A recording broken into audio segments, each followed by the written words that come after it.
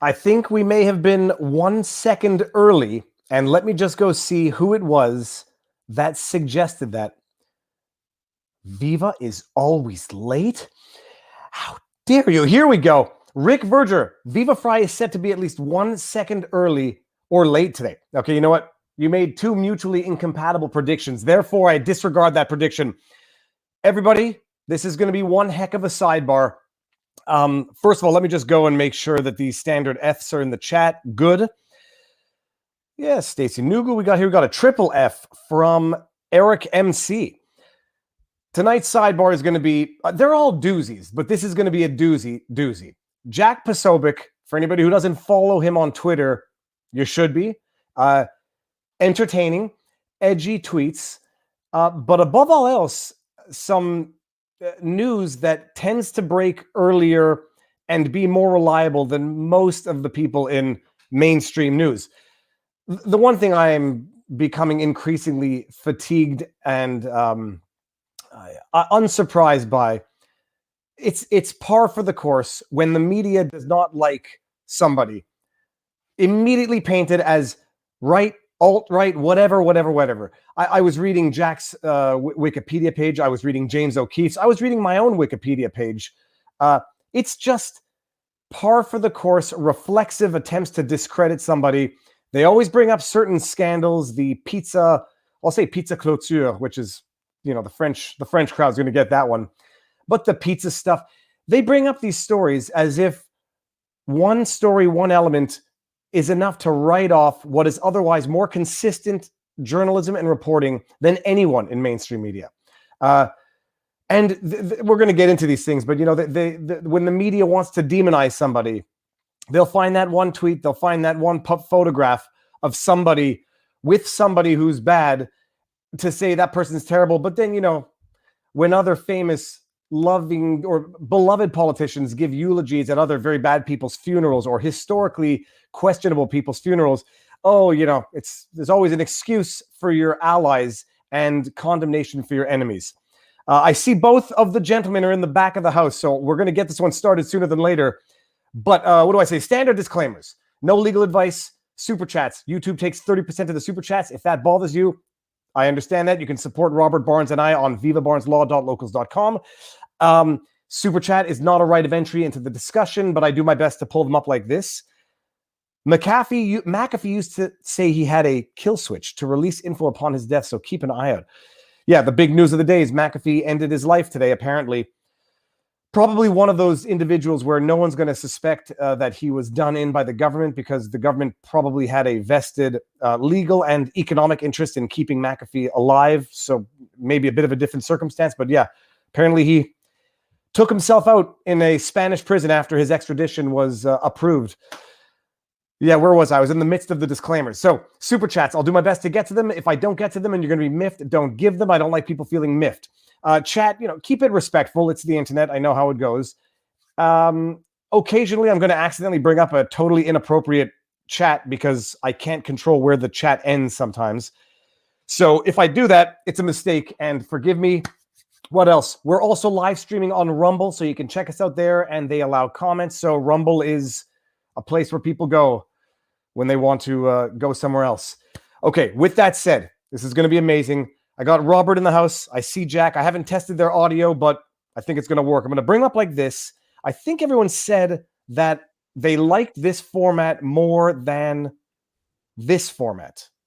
I think we all agree on that. Yeah, you know what? Let's go back to this one and let's test the audio. Jack, how you doing? Hey, what's going on, guys? Really excited to be here tonight. Or my computer might be on mute. Let me see here.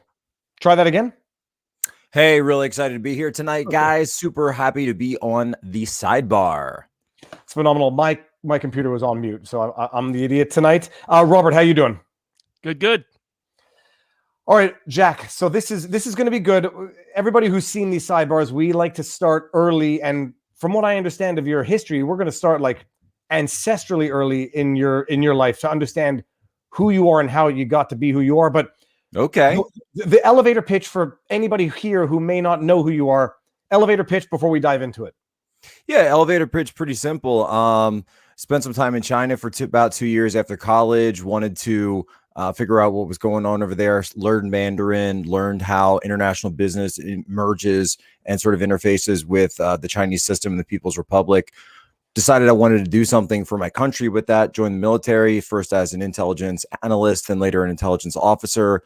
Then when sort of the MAGA movement got started, 2015, 2016, I started posting on social media about politics and drawing from my background there. Started eventually get offers from, sort of more independent media. And by about 2017, I was given an offer to, said, hey, do you want to come do this full time? And I wanted to give it a shot. And so here I am. How old are you? I'm 36. Okay. And now, Robert gave me the prep, but I already knew something of your history. You're of Polish descent, but what generation American are you? That's right. So I'm third generation Polish. My family's all farmers and soldiers all the way back for even, the parts where it wasn't Poland. I mean, we didn't have a Poland for 120 years. And then out of sort of in the Krakow area thereabouts, not exactly Krakow, but, tiny little, literally, I've been back to the village. It's like one road and then just a bunch of like dirt roads off of that go off of it in out there in rural Poland. That's not too far from the Ukrainian border. And then interestingly enough, my wife though is actually an immigrant herself. So our sons, we have two sons now, they're sort of in this, they're sort of first generation and fourth generation in an interesting sense. And where's she from? Oh, and excuse me, my wife, she's also from Eastern Europe. So she's from Belarus, which is one of those newly formed independent republics following the fall of the Soviet Union. They used to call them the breakaway satellite countries. We used to call it East Poland back in the day, but then a little thing happened called World War II, and now it wasn't part of Poland anymore. I used to make this joke. What did I say about my wife's family for people to get an understanding of what it's like on the Eastern Front? So I say her grandparents were born in Poland. She was born in the Soviet Union. Her sister was born in Belarus, but they're all from the same town. Precisely. Now, have they always been in the Philadelphia area, or what was the immigration like for your parents? Yeah, so I was born just outside Philadelphia. And then my family on my dad's side was all Philadelphia area. Now his direct family, my father's grandfather, who was the one who came over, he ended up having some sisters that moved to different parts of the United States. We've got a few in the Chicago area, the Detroit area, a lot of Poles up there, of course. And then my mom's side, that was up in Boston, actually. So I've got a huge family contingent up in Boston. And we are thinking about doing 4th of July up there, as a matter of fact.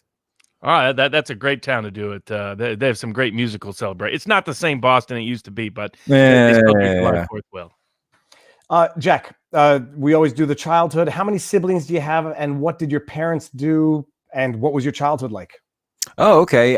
So I have one younger brother who is 2.5 years younger, almost 3 years younger, who is like completely different from me in like, he's actually not talkative very much. He's, I'm sort of like the stereotypical extrovert, and he's like the stereotypical introvert, where he's got a lot going on inside at any given time, but he's not really as open with it. Whereas me, I overshare. I'm always talking. I've got a huge mouth. Everybody knows that. And so as far as my childhood, growing up, we started out, I would say, working class, then sort of moved to middle class as my parents started going up in their jobs. My father worked at, it's funny because I nobody really asked me that kind of stuff. My father worked at a psychiatric hospital for about 30 years before he retired. So it's Norristown State Hospital in Pennsylvania. I feel like the guy out of There's Something About Mary, where like there might be a moment here. Was your dad a psychiatrist? No, he's an RN. RN, okay. So, but he's working in the psychiatric ward for 3 decades. Oh, the psychiatric hospital. The whole hospital is a psych hospital. And actually his mom, so my grandmother, my Polish grandmother, also worked at that same hospital. I mean, that was a huge employer for the area where we're in. If anybody's from the Norristown area, it's like just a couple miles outside of Philadelphia, people know that that's a huge employer. It was a huge employer up until about, the late 80s, early 90s, when they started to shut the entire thing down. So actually the shutdown of the mental health system in the United States actually was something that I got to witness from a very early age, and really start to ask questions about from a very early age, asking like, so I mean, I can remember going to my dad saying, Dad, you know, where are the people going to go when they shut down all these buildings and they send everybody home? I mean, they're going to put them somewhere, right? And he said, just looks at me, said, Jack, they're going to go out on the street. They're just, all these people are going to end up on the street. And, you know, you look at some of the stuff we see today, you look at the homeless crisis, you look at some of the drug crisis that have gone on. And part of it is, to me, I just wonder, is this something that system that we used to have that could have been, you know, and obviously, you know, with its flaws, certainly had its flaws like any system, but is this something that has been exacerbated by the shutdown of those public facilities that we used to have? So I saw that at a very early age. My mother actually works in pharmaceuticals. She's a reproductive toxicologist. She's someone who has been published many times. She's a scientist, essentially microbiology.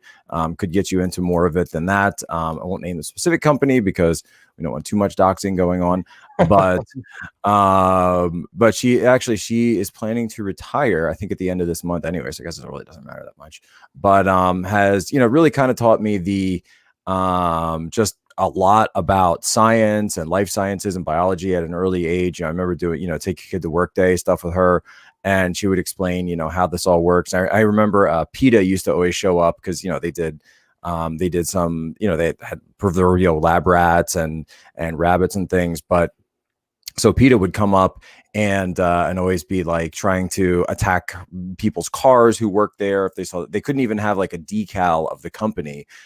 So they had to have these sort of like surreptitious parking lot stickers and stuff, so you could actually get in and out of the company parking lot. But one interesting thing also from my childhood, so we lived in the town Norristown, and it had been a great town, working class town from the 1940s. Was really when it had its boom period. But it was in the late 80s, early 90s that crime really started to envelop the town, and crime got really, really, really bad, up to the point where by the 1990s, the mid 90s, I mean, there were shootings going on. There was a public library that used to just be a couple of blocks down from where I grew up. And so that was my thing. I was the kid who was like, hey, I want to go to the library. And I'd bring a wagon with me, just full, and you know, one of those big like wagons that you pull, and I'd walk down the library with my mom or my dad, and I'd fill the entire thing with books. And then, you know, because they told me, they said, well, you can, you know, this was the, you know, like 5-year-old, 6-year-old logic.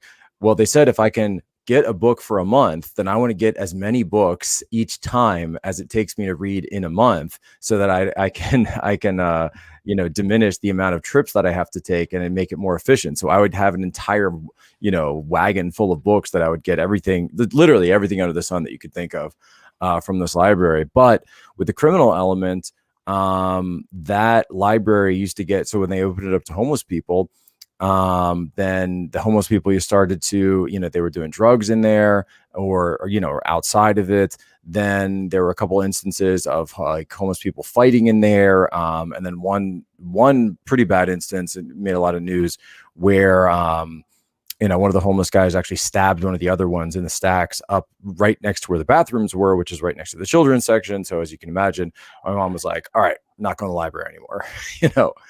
And so that was something that came up, and things got really bad. I mean, we had, you know, Jamaican drug dealers across the alleyway from us. And, you know, you kind of growing up in an environment that you learn, like, hey, you know, you don't go down this street, you don't go on that corner. Why? Well, that corner is controlled by so-and-so. So this is a corner you can go on, and this is safe, but there's certain parts you want to avoid because of, you know, just that whole concept of corners. And, you know, growing up, to me, that was just, hey, that's what life is like in this town. We got out in 1996. We moved to a more, I guess you would say, traditional suburban area, and things were a lot quieter out there. And you know, I do remember just a couple years after I left, they turned the town of Norristown into a sanctuary city for illegal immigrants. And a few years after that, I remember actually writing an op-ed in the local paper. You can go back to, like, I think it's like 2004, 2005, and it's like, you know, a local resident says, do not do this. It will lead to disaster and ruin for the town. the hospital would be shut down because they can't, you're forced to, provide emergency services for them with that, and all these different things. And, here we are. And about 10 years after that, maybe 15 years after that. So the main hospital in Norristown, where I was born, Montgomery Hospital, was torn down. And there's now a vacant lot where, in the hospital where I was born, that space.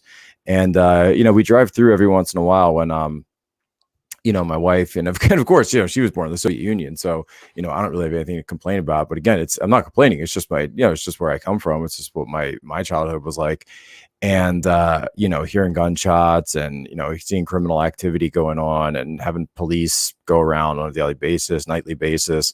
And of course, since we lived actually very close to that hospital, just 1 block away from it, of course, we were hearing a lot of the sirens on a regular basis. So, that was my childhood, just a couple miles outside of Philadelphia. And you can look up Norristown, and the crime is pretty bad right now in terms of that. But, kind of seeing the last gasps of that town and seeing how it was dying, it made me wonder, why did this happen?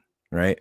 What forces conspired to make something where there's a town that I have good memories of from when I was really little turn into what it became by the time we got out. And then when I was in high school into what it is now.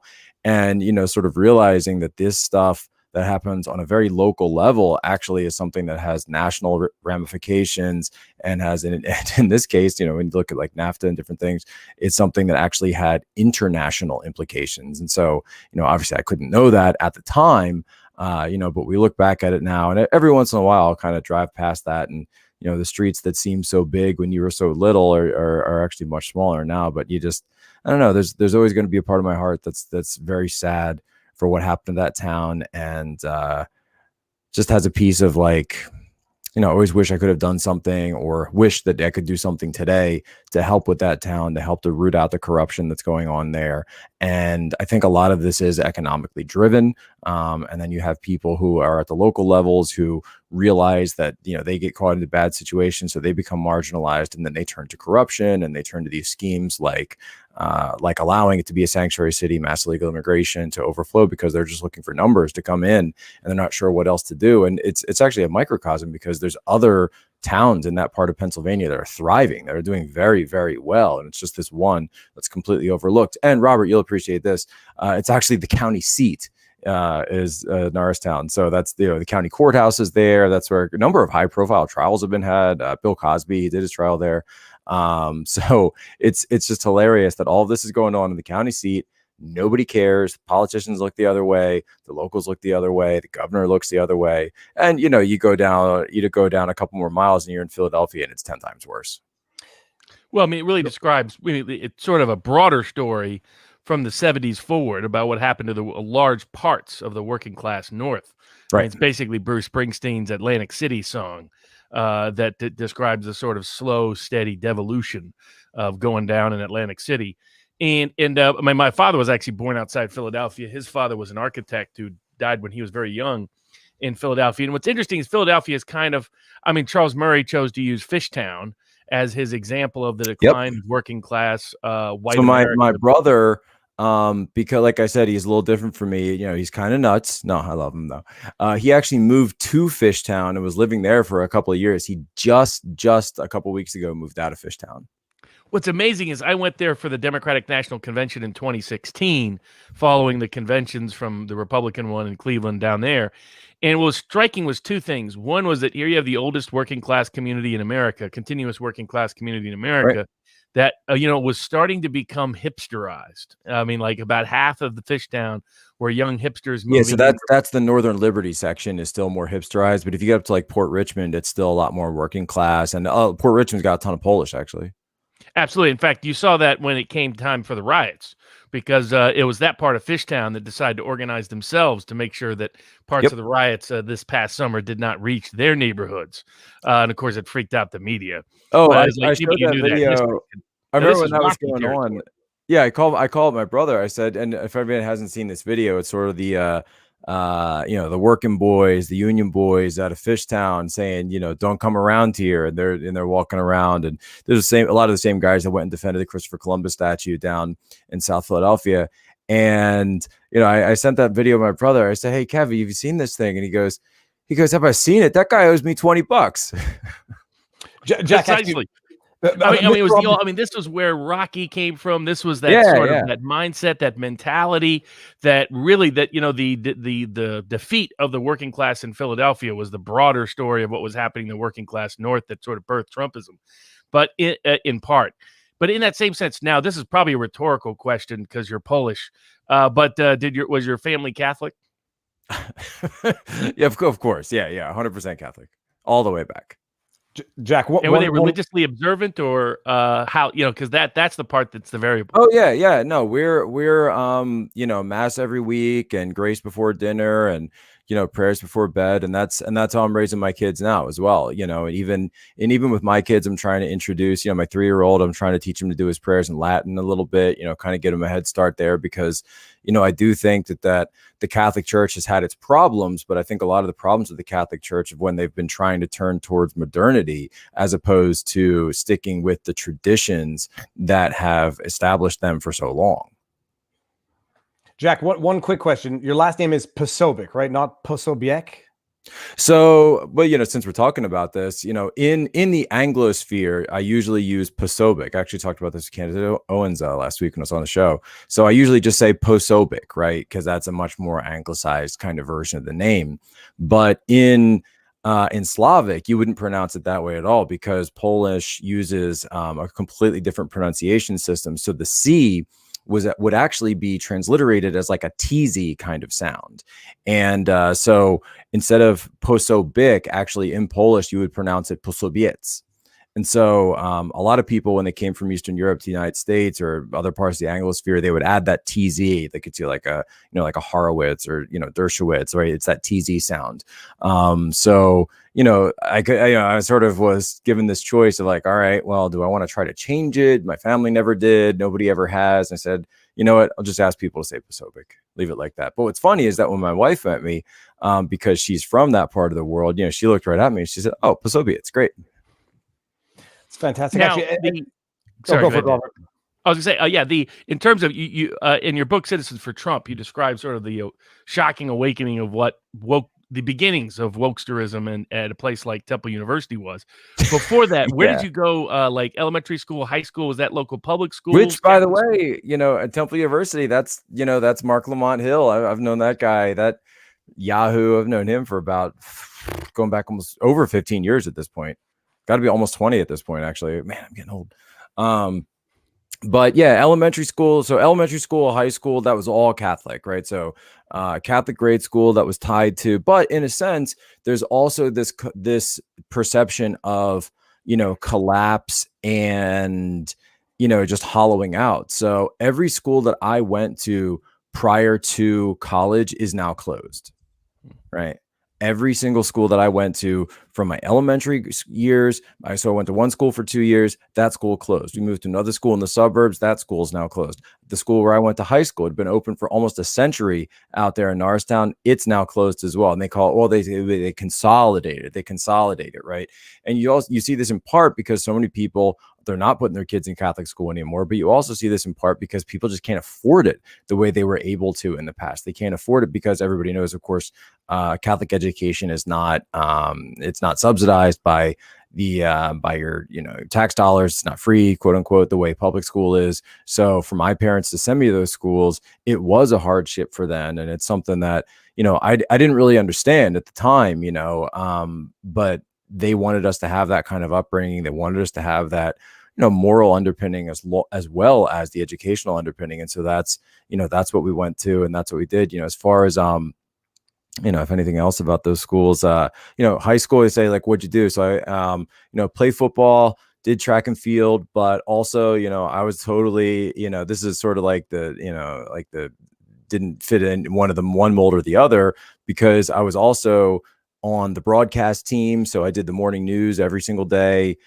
For all 4 years when I was in high school, I was always doing the morning news there. I loved being, that guy and do it, talking about what happened. So like the breaking news game for me is something that started like very, very, very young, and having fun with it and trying to make it more interesting for people.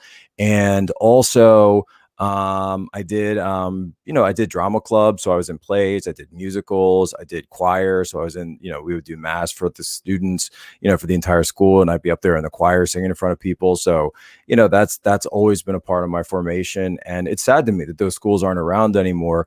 But you're starting to see Catholics now putting things together where they're making, non-archdiocese schools, and not to get too much into the nitty-gritty of that, but it's essentially independent Catholic schools that are set up on a private basis.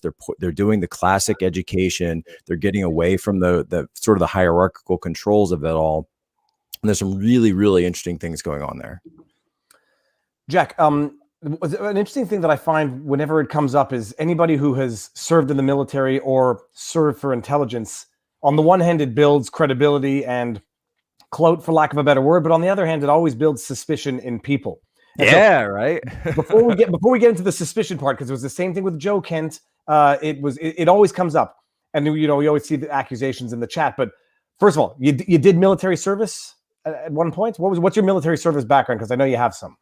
Yeah, so I mentioned briefly that I joined as an intelligence specialist. So that means I was an enlisted guy, went up through DAMNEC for my A school and C school, did Great Lakes for the Navy as boot camp. Then after serving a couple years as that, did a few tours in Asia, then did a 1-year deployment to Guantanamo Bay in the human intelligence cell there as an interrogator analyst.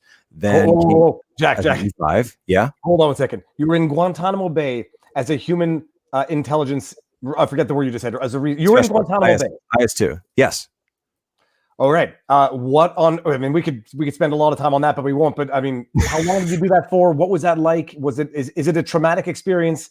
And what were you guys doing there, if you can say?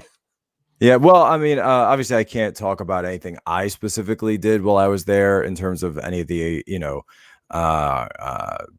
direct operations, but I was a part of Joint Task Force Guantanamo Bay, serving in, like I said, human intelligence cell, also known as a J2X there. I could say we performed detainee operations in terms of attempting to collect information from those intelligence potential assets that were there. As far as what it was like, it's a lot more like a sitcom than people realize. It's definitely not what the media depicts of it in terms of Guantanamo. It's there's a few there are times where it gets a little wild. There are times where it gets you kind of sit back and you're like, wow, is this really happening? But a lot of the times it's more like people are fighting over what channel they're allowed to watch or who's playing PlayStation 2 at this time or another. Or, this guy said something to me while we were playing soccer out in the yard. That guy said something to me. So, that started a fight or whatever it is, people bringing in contraband, etc. But it's really, interestingly enough, it's kind of where I really became clued into the idea of fake news. We didn't have that word for it back then. This is 2012, 2013, but we would have journalists would come in. There was this one, Carol Rosenberg from the Miami Times, who would always come. And I think she's with New York Times now. I don't think she's with Miami Times anymore. And she would come down and there would be something going on. And it would be like a rumor. Like there was this one rumor that somebody had smuggled in a copy of 50 Shades of Grey and that like a bunch of the detainees were reading it. It was just completely unfounded, right? It's one of those things where it's just like an island rumor. Nobody knows what's going on. We call it an island, by the way, even though Guantanamo is technically a peninsula because we do not, we don't. That's a joke straight out of The Simpsons when they go to Monster Island and they say it's not really an island. Technically, it's a peninsula. Yeah. Okay, good. I wasn't sure. That's really funny, actually. But because, we're cut off because of, political expediency and political issues between the U.S. and Cuba. There's no running water from Cuba to Guantanamo base. There's no electricity. So all the electricity there has to be self-generated, mostly through coal, by the way, even though, of course, under Obama, they put up these big wind turbines. I remember asking one of the engineers when I came in, I said, wow, they have huge wind turbines. How much energy are you getting out of those things? He's like, it's like about 3%. It's like about 3% comes from those, these massive, incredibly expensive, break down all the time wind turbines, but the rest is just all coal fired, which is actually, by the way, the original point of having Guantanamo as a base It's the United States' oldest overseas base since 1898, Spanish-American War, and it was used as a coaling station or a refueling station for naval vessels as they were conducting tours and patrols of the Caribbean Sea. So they would stop by, in Cuba because it was very accessible. So they would just keep a stockpile there, and then they would go throughout the rest of the Caribbean. That was prior, of course, to the revolution, Castro, et cetera, et cetera.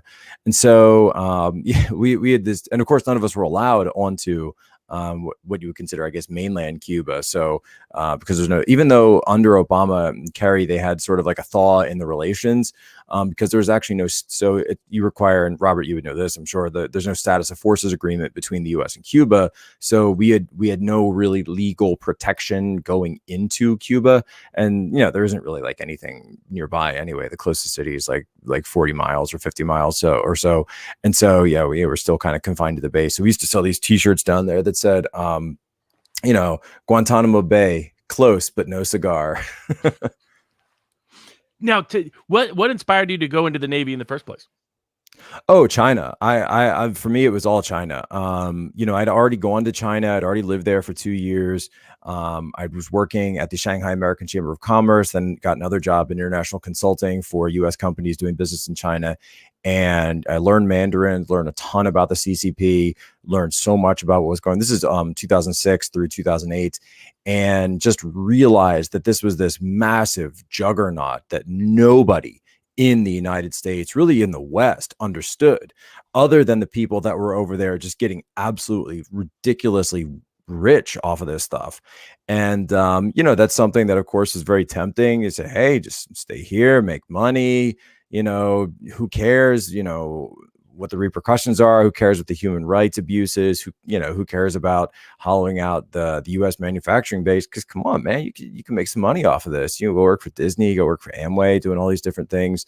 And so, and actually, at one point when I was there, I had the opportunity to meet, very briefly, but got to meet Xi Jinping, who at the time, so I'm living in Shanghai and working for this U.S. firm that's based there, and he was the party secretary for the municipal party committee of Shanghai, which essentially means he's the party boss of Shanghai, which is of course higher than the official mayor. And at that point, they were in preparations for the Shanghai World Expo of 2010, and we were there with some U.S. companies that were interested in putting up some representation. Microsoft was actually one of the ones who was with us.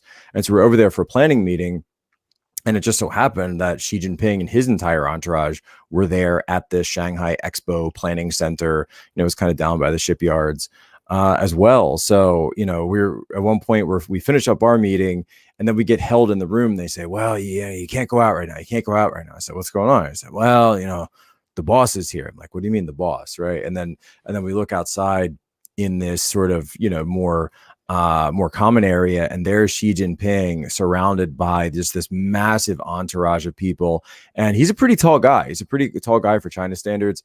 And it's just towering over them, trench coat, over his shoulder, and just the way he carried himself and the way he talked to everybody. I just, in the back of my head, I was just thinking, man, this guy is like the Tony Soprano of China. Like, this is just like, when they say he's the boss, he's definitely the boss. And, I didn't know that he was going to end up as the general secretary of the party, as the chairman of the CCP then, but he was kind of already tapped for the Politburo. So you knew he was on that fast track, but we didn't realize that he was going to go from the party boss of Shanghai to the head of the entire party that quickly, or as quick as he did. And it's really just testament to his ability to kind of have that leadership power and that influence within the CCP. So met Xi Jinping at a pretty young age.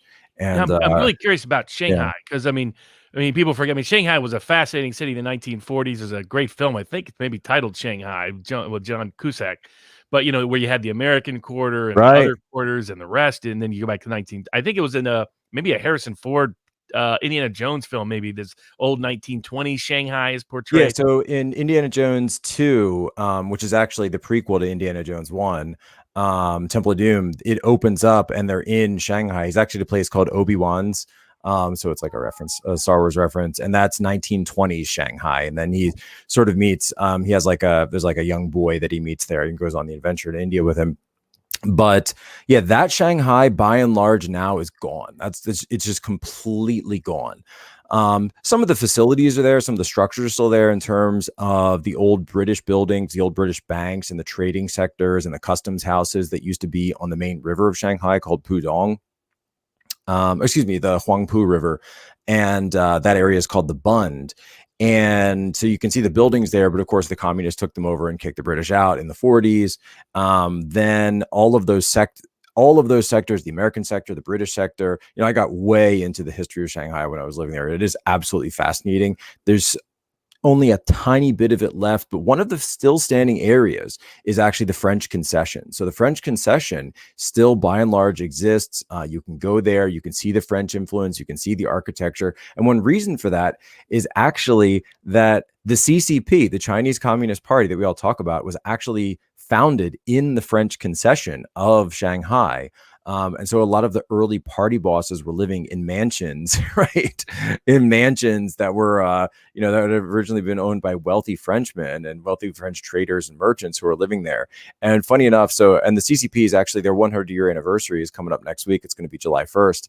And so they have this, they have this whole big setup where like, here's the building where they met, and it's sort of this like low one-story building in downtown Shanghai. And then right across the street from that is this massive, like, nightclub, bar, music venue, just huge, like, entertainment district, literally across the street from where they have this huge monument to the founding of Mao's CCP. And I always looked at that street, and that's called Xintiandi. Which means new heaven and earth in Mandarin.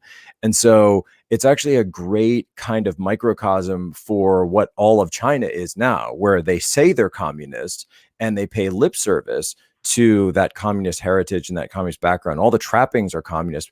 But when you actually go there, you say, man, this thing is, feels like there's a lot of capitalism here. And it feels like there's a lot of trade and commerce going on. So what's the deal with that? I have a couple of friends who live in China, some with more business than others, but they basically said it's like corrupt capitalism and not communism, the way things work in China, in China for business. Yeah.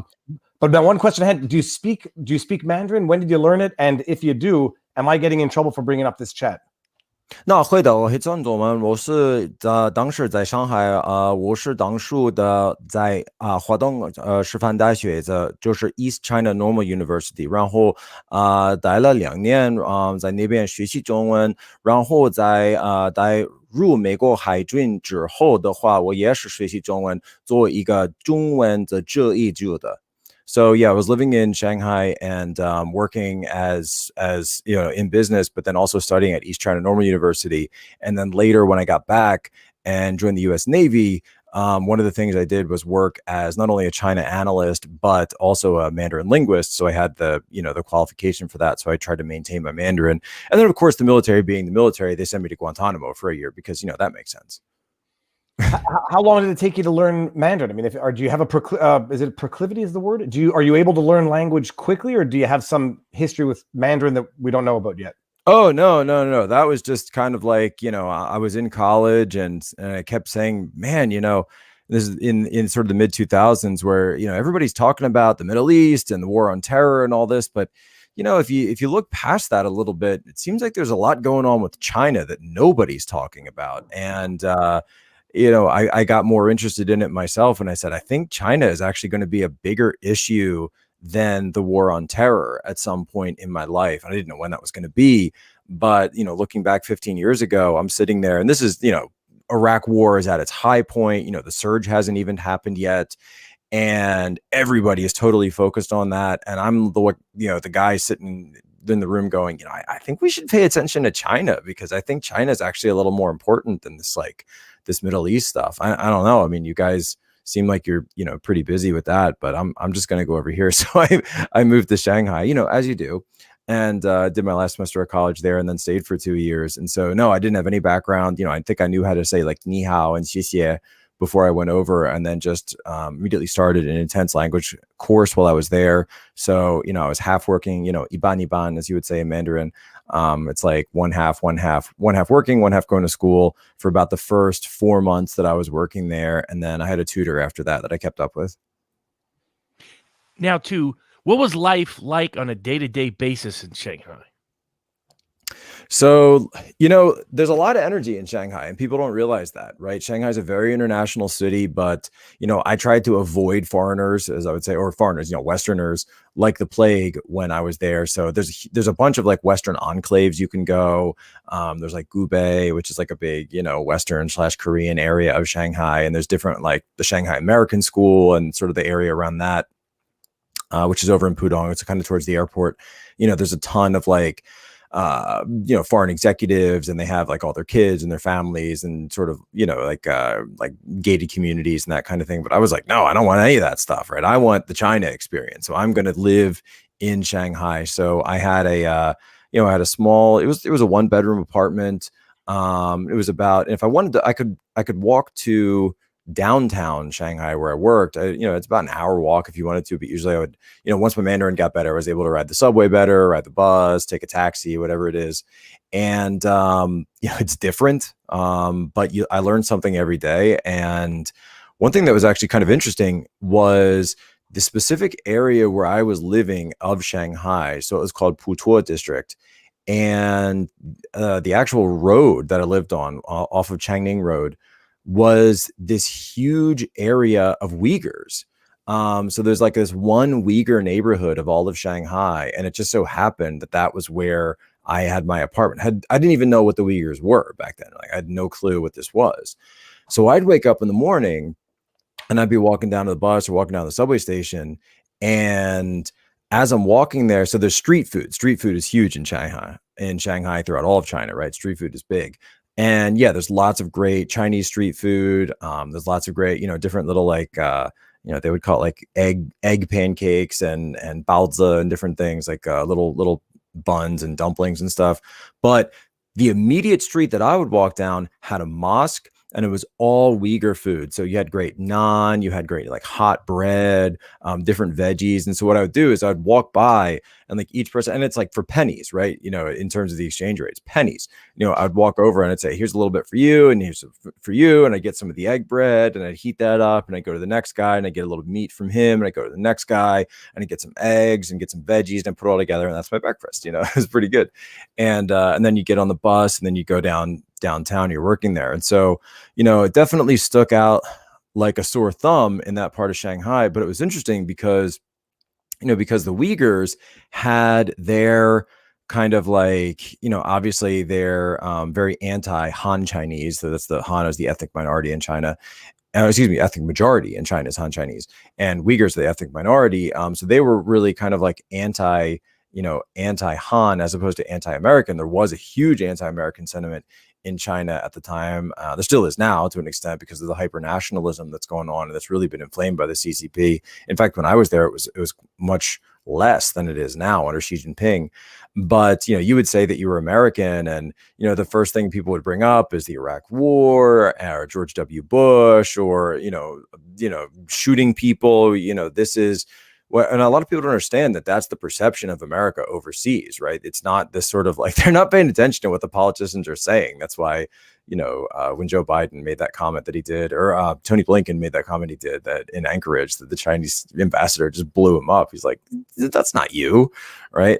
And so got along really well with the Uyghurs there, though there was a bus bombing and they pinned it on in 2007 when I was living there, and it wasn't in my area, but the Chinese authorities pinned it on a Uyghur and they were pretty sure that he was living in that area. So I remember when the CCP, the local, they call them like Guanbu, so sort of like the Public Security Bureau, will be going around and they were posting flyers all around of this one Uyghur that they were pretty sure. And then, they did that for a couple of weeks and they would be running patrols in the area, trying to find this guy, look for this guy.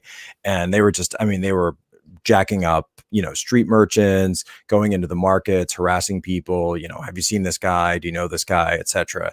And, and I felt kind of bad for them because I realized that here's a community of people that, this is the guy who sells the golden raisins and he sleeps, and because he runs a street market, and because the police don't really care about it very much because it's Uyghur, that they would actually sleep out on the street, they would have like this one guy, I remember, he had a street merchant, he had a bed that I guess he brought from wherever it was, and one member of the family would always sleep there every night so that nobody would steal their wares, steal their, you know, different like dried fruits and some other things that they sold. And you could get anything. I mean, you could get all sorts of like bootleg movies were the big thing there. I mean, it was amazing to me, the bootleg movie community there and the industry that they had behind it, because there would be a movie that would come out in the US, it'd be banned in China, censored in China. You'd wake up the next morning, boom, streets of Shanghai right there. You want to get whatever it is, you got it. No questions asked. Any TV show you want, any movie, any language you want, it's yours. You can go get it, right? Totally free in terms of that. But it's always like a wink and a nod. We're like, the police aren't going to enforce that. And, you know, but if it was something like drugs or something, other thing, that is going to be taken away completely. But, you know, you'd see the police go walking right up to these bootleg, you know, movie. They had like bicycles of it and street dealers and stuff. And then, yeah, and you'd see it. What, you know, and talking about, so, you know, fast forward a little bit to the Wuhan situation, when they were talking about the wet markets, I'm like, there's wet markets all over China, right? Wet markets are normal. Wet markets are pretty common there. So you see live animals with, you know, right next to, or in some part times in cages that are directly adjacent to animals that have just been killed, or carcasses or meat of different animals that's going in. You know, people ask me, they'll say like, oh, Jack, you lived in China for so long, man. Did you ever eat any dog, huh? Did you ever have dog? And usually I say is not knowingly, like I never went out in search of it, but you know, I'd also sometimes, you know, I was getting something on the side of the road, you know, like you're going to ask the guy too much what you're eating. So I have not ever knowingly eaten dog, but you know, there may have been times where you know, I did imbibe, but you know, I couldn't really know. But probably one of the big things to, you know, kind of wrap that part up was, you know, you realize that the people there, they're like people that you would meet almost anywhere. Just the average person in China, they care about their family, they care about their kids. They want to succeed. They're trying to build a middle class. They're trying to get things going in terms of that. And really, they just want to be able to live their lives in peace, right? You don't see this, you know, anti-global, anti-world sentiment outside of the party, or like, you know, these hyper-nationalist radicals in the youth. But the average person there kind of gets to an age where they realize like, yeah, we get that the party isn't really all that it's cracked up to be or all that they claim they are, but they're the only game in town. So that's what we have to work with. And we're just going to try to live our life and get by. And that's a big part of just sort of Chinese philosophy. That's a big part. It goes back to Confucianism and hierarchical living. But when you meet the average person in China, the Lao Baixing, you know, you realize that they're good people, they're honest people, they're hardworking people, but they're scared. They're very scared of their government. They're very scared of stepping out of line. They know what it's like when someone gets disappeared. They know what it's like when somebody makes a comment or says something they shouldn't say, or insults somebody who has a position of authority, a position of power. And these power games, by the way, it's not just like, you know, the chairman of the entire party. No. There's like a block captain for the party. That's, you know, we talk about mass surveillance and stuff in the United States and social credit scores and facial recognition, sure, whatever. But in China, the party has had this down to a science for a century now, right? They have party block captains. They have party members assigned, a political director for every single what they call work unit of the entire country. So if you're in an office somewhere, you've got a party director in your unit. If you're living in a building, if you're living on a block, someone from the party is assigned to your building. They know where people are working. They know who's having babies. They know who's getting married. They know how much money you're making. They know what you're doing on a regular basis. And all that information flows up and up and up. So the idea of them having the system of informants, the system of spying, you know, the only difference is now it's becoming more digital. But in the past, they've used, because remember, in terms of just supply and demand, the cost of labor in China is it's minuscule compared to what it is in the West. It's nothing. We always say in the West that, oh, labor is your highest cost, right? When you're running a business. In China, it's the opposite. Like labor is fungible, it's expendable. So for them, you know, they can employ these massive armies of people as informants, as snitches, as eyes and ears, and they're all over the country. They're all over these cities 24/7. And so that leads to people who, when something goes on, they say, hey, I don't want to get involved. If somebody gets in a car accident, they say, hey, I have nothing to do with that. I'm going to walk by. There was actually one time, there was a video of a baby in the middle of the street. Cars were passing by. I think the baby got hit once, and then the second time. Yeah, and that's hard to watch, right? And that's hard to internalize coming from the West, where we have a completely different value system than that. But you also have to realize you're dealing with a country where, if to get involved with something that's not my business means you could be risking your entire life, you could be risking your livelihood, you could be risking your family, you could be risking your reputation for 2 generations, right? If you do something wrong. So that is why it's sort of shifted how people will react, and remove that sort of initial human reaction to, hey, let's go save this kid, right? That you would see in many other cultures. Actually, one, kind of like the weird China story that I do tell, that was just an experience that I had, was, as I mentioned, I was meeting a tutor after I finished my language courses, and one day we're meeting and I've told the story in other podcasts, but we were meeting up one day in a KFC, or because of course KFC is there. They just call it Kentucky or Kentucky. They actually, my tutor asked me, what does KFC even mean? I don't know what the FC stands for, because they don't explain it in the Chinese translation. And so we're just sitting kind of in the back of the restaurant. We're just going over some vocabulary, whatever. And all of a sudden, over my shoulder, I hear this girl scream, young girl just starts screaming, and not like a happy, oh, we're playing around scream, like a scream of distress. Look over my shoulder. What's going on over here? What's deal with that? Looks like there's a group of teenagers. One's a guy, probably about like 6'2", 6'3", but real skinny, very young, big hair, all teased out, big like anime style hair, all teased out.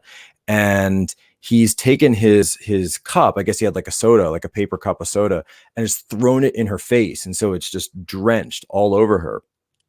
And she's like, what the heck? And so we all look and we're like, oh boy, it must be some fight, hopefully, maybe she'll walk out, maybe he'll walk out, right? Now, what happens next? He grabs her and starts punching her, closed fist, punching her in the face, then grabs her head and starts slamming it on the table forcefully.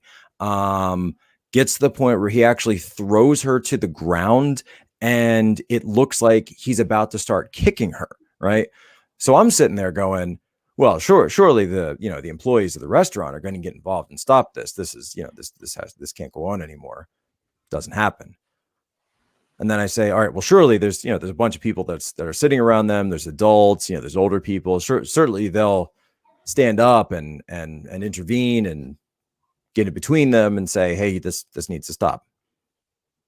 Nothing happens. They all sat there, and they did that thing where they, tried to act like it wasn't happening, and tried to act like they were just going back to their dinners, and looking at the corner of their eyes without trying to look like they're looking. And and I did get up and intervene, and I was able to physically remove him from the restaurant. And as I got back, I actually heard people saying, hey, why are you getting involved? Because I could speak a little bit of Chinese at this point, and I could hear people saying, like, why are you getting involved? Why are you doing that? And it always stuck with me. And I must have had like a 2-hour conversation with my tutor after that, just trying to understand, trying to comprehend why in a society would you see something like that going on, especially in society, which we're told, right? Communal living, collectivism, it's socialism. It means society first, right? The needs of society outweigh the needs of the few, etc. And so, what's really going on under the hood in these countries? And then, kind of realizing that, hey, there's something wrong here. And, keep in mind, like I was already, I'm well aware of what, with Polish background, I was well aware of what communism was. But, to see it in a situation like that on, just in a KFC of all places, right, was something that really opened my eyes to the perverse incentive model that the CCP has imposed in terms of it being an authoritarian state, and just the way that people have completely internalized that for so long. You don't need a public censor. You don't need somebody out there saying, don't do this, don't say that, right? Once you've internalized that, you're censoring your ideas, you're censoring your actions, you're censoring your thoughts, you're censoring your opinions, because right. And this is something that, I've talked to my wife about, because she grew up in the Soviet Union. So she's experienced the exact same thing, that if you know that your opinion can be enough to get you in trouble, to get you arrested, to get you thrown in jail, but you never know which opinion is right, which opinion is wrong. Well, the only way to survive is to never have any opinion, is to never get involved, is to stay out of things. And that is what those types of authoritarian regimes do to their people. Well, so Jack, this is actually probably a good segue to bring it back to America. And now, I don't know when you come back from China, when you get into journalism, but like, when did you start? I mean, when did you get into journalism? I know you were active with Trump's election in 2016, but when did you start getting into journalism, and what transition have you seen in American culture that might mirror or reflect what you saw and what you experienced in China? Yeah, so I've always been interested in politics. You know, I was kind of a college Republican when I was going to school at Temple University. And I was sort of your typical college Republican dissident kind of guy sitting there saying, these professors are wrong, those professors are wrong. Actually linked up with David Horowitz at one point, and we held hearings because I went to a partially state-sponsored school, so we actually brought in state legislators to hold hearings on student academic freedom at Temple University in 2006, because I said these teachers are pontificating on politics. And so I've always been very attuned to those kind of ideas, because I remember getting to college and saying, what's going on? These guys aren't teaching us things. They're telling us their opinions and asking us to regurgitate them. This is ridiculous. And so I was the one kid who would always be like, I'm going to disagree with everything you say, and I'm going to look up my own sources, and I'm going to write my own reports, not using any of the readings that were assigned to me, but I'm going to do those readings and then do my own readings, which disprove your readings. And I'm going to submit all my essays that way. And so I did that. And then, and even though my teachers would disagree with me, they, couldn't help but say, can't, your work is impeccable. So, always got top marks all through school. School was never a problem for me. School was like boring if anything. And, and so when I was in the military, there were so many times where I'd see stuff that was going on in the world, but I'd had this sort of dual lens of it where, like, I can see what's happening from my perch in the intel community, and I can see what the media is reporting or what they say is going on. And I just know it's fake, right? I just know it's false.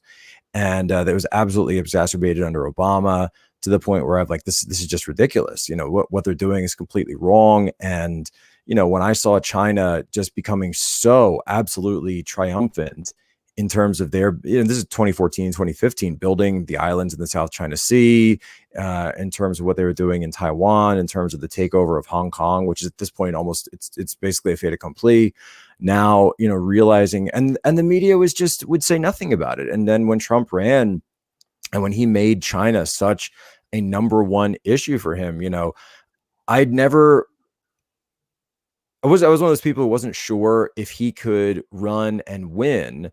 But when I saw the things that he was talking about, and I saw the way that he targeted China, and I said, you know what, that's a lot of things that he's highlighting that nobody has talked about. Nobody's talked about the economic depression in this country. Nobody's talked about the rise of China. Nobody's talked about the violence, the crime, the stuff that's going on the border. And I said, I got to start speaking out in any way I can, because this guy's just right. He's just right on this stuff. So I was doing social media, and I'll try to make another long story short, because I told a lot of long stories here. But, when I was in the military on deployment, I would get bored, and I would say, I want to, do something while I'm on deployment. So I started a Twitter account to make fun of the Game of Thrones TV show, and of all things, right? So I did it very satirical. It was very humorous, but then, kind of started taking off, getting a following. And then we started a blog that was associated with it. We called it the Angry Game of Thrones Fan, or Angry GOT Fan. And it got pretty big. We were doing a couple 100,000 hits a month, and I was pretty happy with it. But then when the election came into the fore, I said, you know what, I'm going to steer my social media, kind of effort into this direction. And it was actually at, funny enough, Robert, you mentioned the RNC and DNC. So I go to the RNC. That's actually where I met Mike Cernovich. That's where I met Roger Stone, a whole bunch of people that were Diamond and Silk, a whole bunch of people that were involved in Trump's campaign from the 2016 perspective. And they said, dude, get rid of the Game of Thrones stuff. Just go in, do a real, I met Jim Hovgateway Pundit, who's there. Do a regular Twitter account, your own name, talk about this stuff. You've got great opinions. And I held an event where a lot of people came and speak at the outside of the RNC. So it was right on the river there in Cleveland. And that's where I met a ton of these people. Again, that's where I met Cernovich and a few others. And they were like, dude, just come out and just be yourself on Twitter. And I said, that's what I'm going to do. And so we, kind of started the kind of digital Trump, online movement there at the RNC that fed into the DNC. And then it was after the election when, my social media just really, really taken off. I started to get a lot of offers, and, my relationship with my then girlfriend, then fiance, and then later wife was really starting to take off. And I'd actually been in a pretty high up tempo deployment unit at the time. In fact, the first half of 2016, I was overseas. I was actually in East Asia on a deployment for the first 6 months of 2016. So that's why, with Trump, I would just go on Reddit or go on Twitter, in my spare time and like, hey, let's post some Trump stuff, when I was off duty. And, it really just kind of took off from there. And anyway, to answer your question, I started to get those offers early 2017. I said, you know what, I'm going to do this full time. And I think, I think it's something that's the right move. I feel like I've been called to do it. And hey, if I get to talk about China maybe a little bit, that'll be good too. What's interesting is you bridge sort of three different constructs involved in the Trump campaign in the media spaces between the intel operation and the capacity to understand how intelligence information works and psyops work and how politicized warfare in the information space works. You talk about in Citizens for Trump how the revolution of the then social media allowed for openings that could get around, that could create its own power structure, its own network outside of the traditional power structure. And then you talk about in your second book about fourth generation warfare, the critical capacity of sort of merging sort of old Machiavelli, Sun Tzu principles with contemporary technologies to create an alternative political network outside of the infrastructure, the institutional infrastructure. Could you talk about how, when you went into the media space, what was sort of your goal and objective as to how to translate some of those principles into that space as institutional media credibility collapsed in the United States and more people wanted independent sources of information?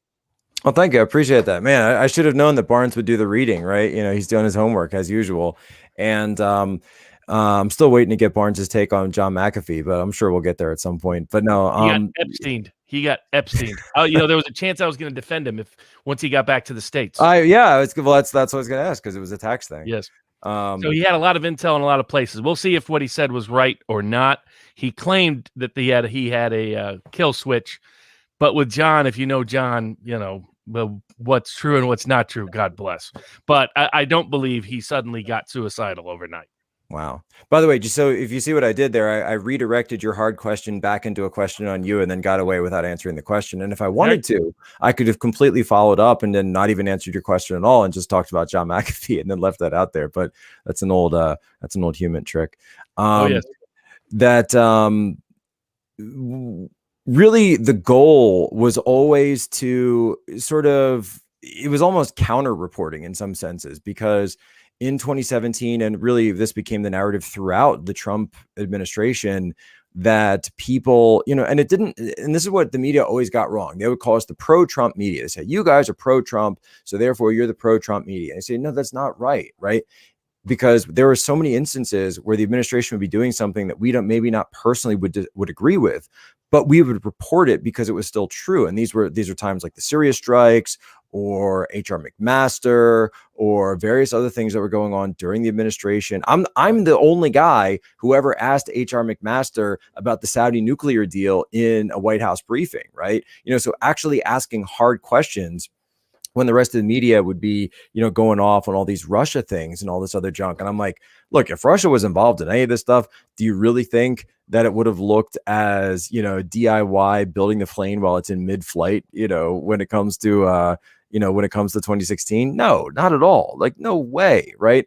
This was social media advocacy. It was building that community that was on in 2016 in a very similar way to the populist energy that I would say is in the ape community now, or the sort of AMC buyers that you see them banding together and forming alliances online with people, disparate groups, disparate backgrounds, but who come together around one idea. And it's this sort of like this this 99% versus 1% kind of construct where, hey, we know something and you guys are screwing us over. You've got a rigged system and we're going to fight back. So you actually see a lot of those same narratives and the same people who have gone through those economic downturns while watching other people just get richer and richer, and then wanting to play off of those energies and wanting to do something about it, wanting to take agency and take action. And that's why I'm such a supporter of that group. But when it came to 2017, it said, look, you know, the election's over. I got to be serious now, right? I got to be, so actually, I did this big thing, and I think halfway through 2017, where I renounced trolling. I said, I'm not going to troll anymore. I'm done. I'm not doing it. And I haven't done it since, actually.